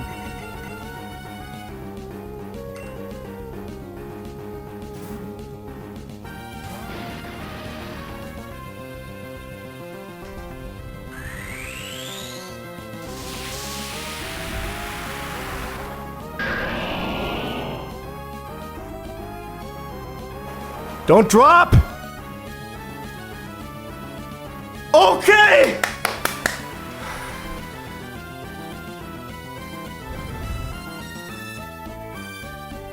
We're dead to most crits.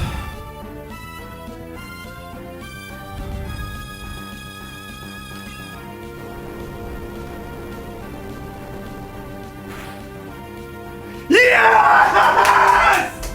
Yes!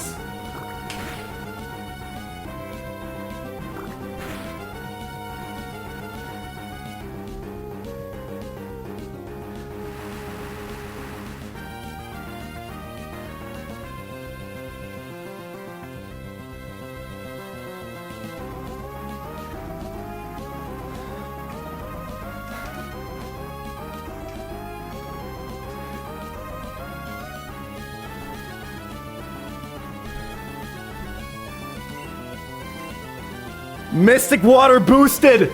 Surging strikes into Aqua Jet always kills! It's only Palkia left in the back!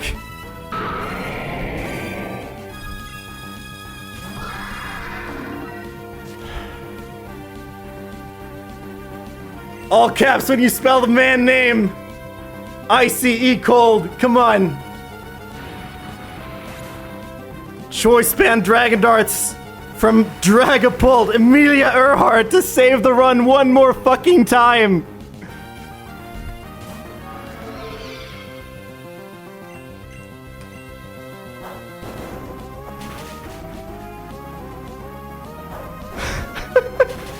Yes!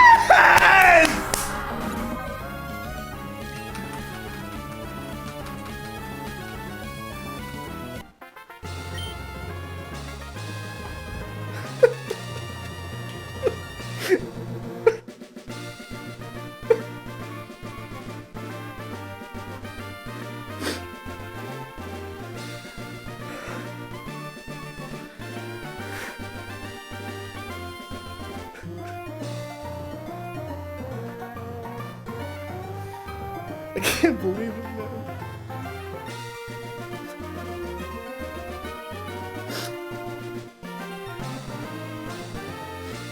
I was so sure it was over.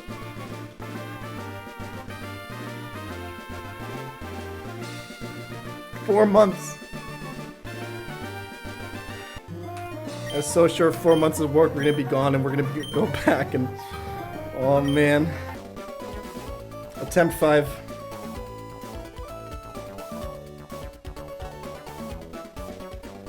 I may not be the best anymore.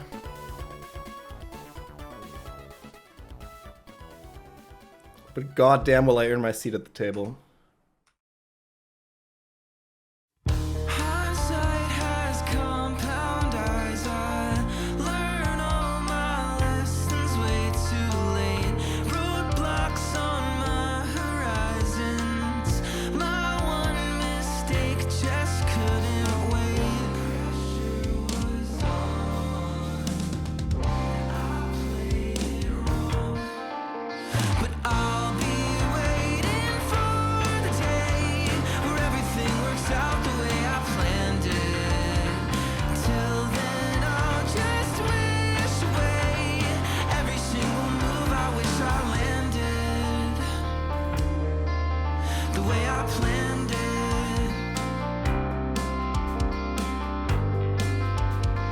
Everything worked out the way I planned it.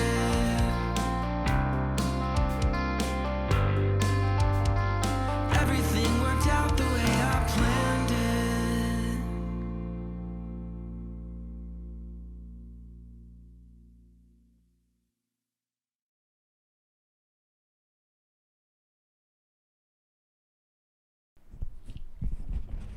This video was brought to you by Chastity King, the only chastity cage that prevents you from taking it off by threatening to cut off your private parts like a heavy-duty paper cutter. Stupid.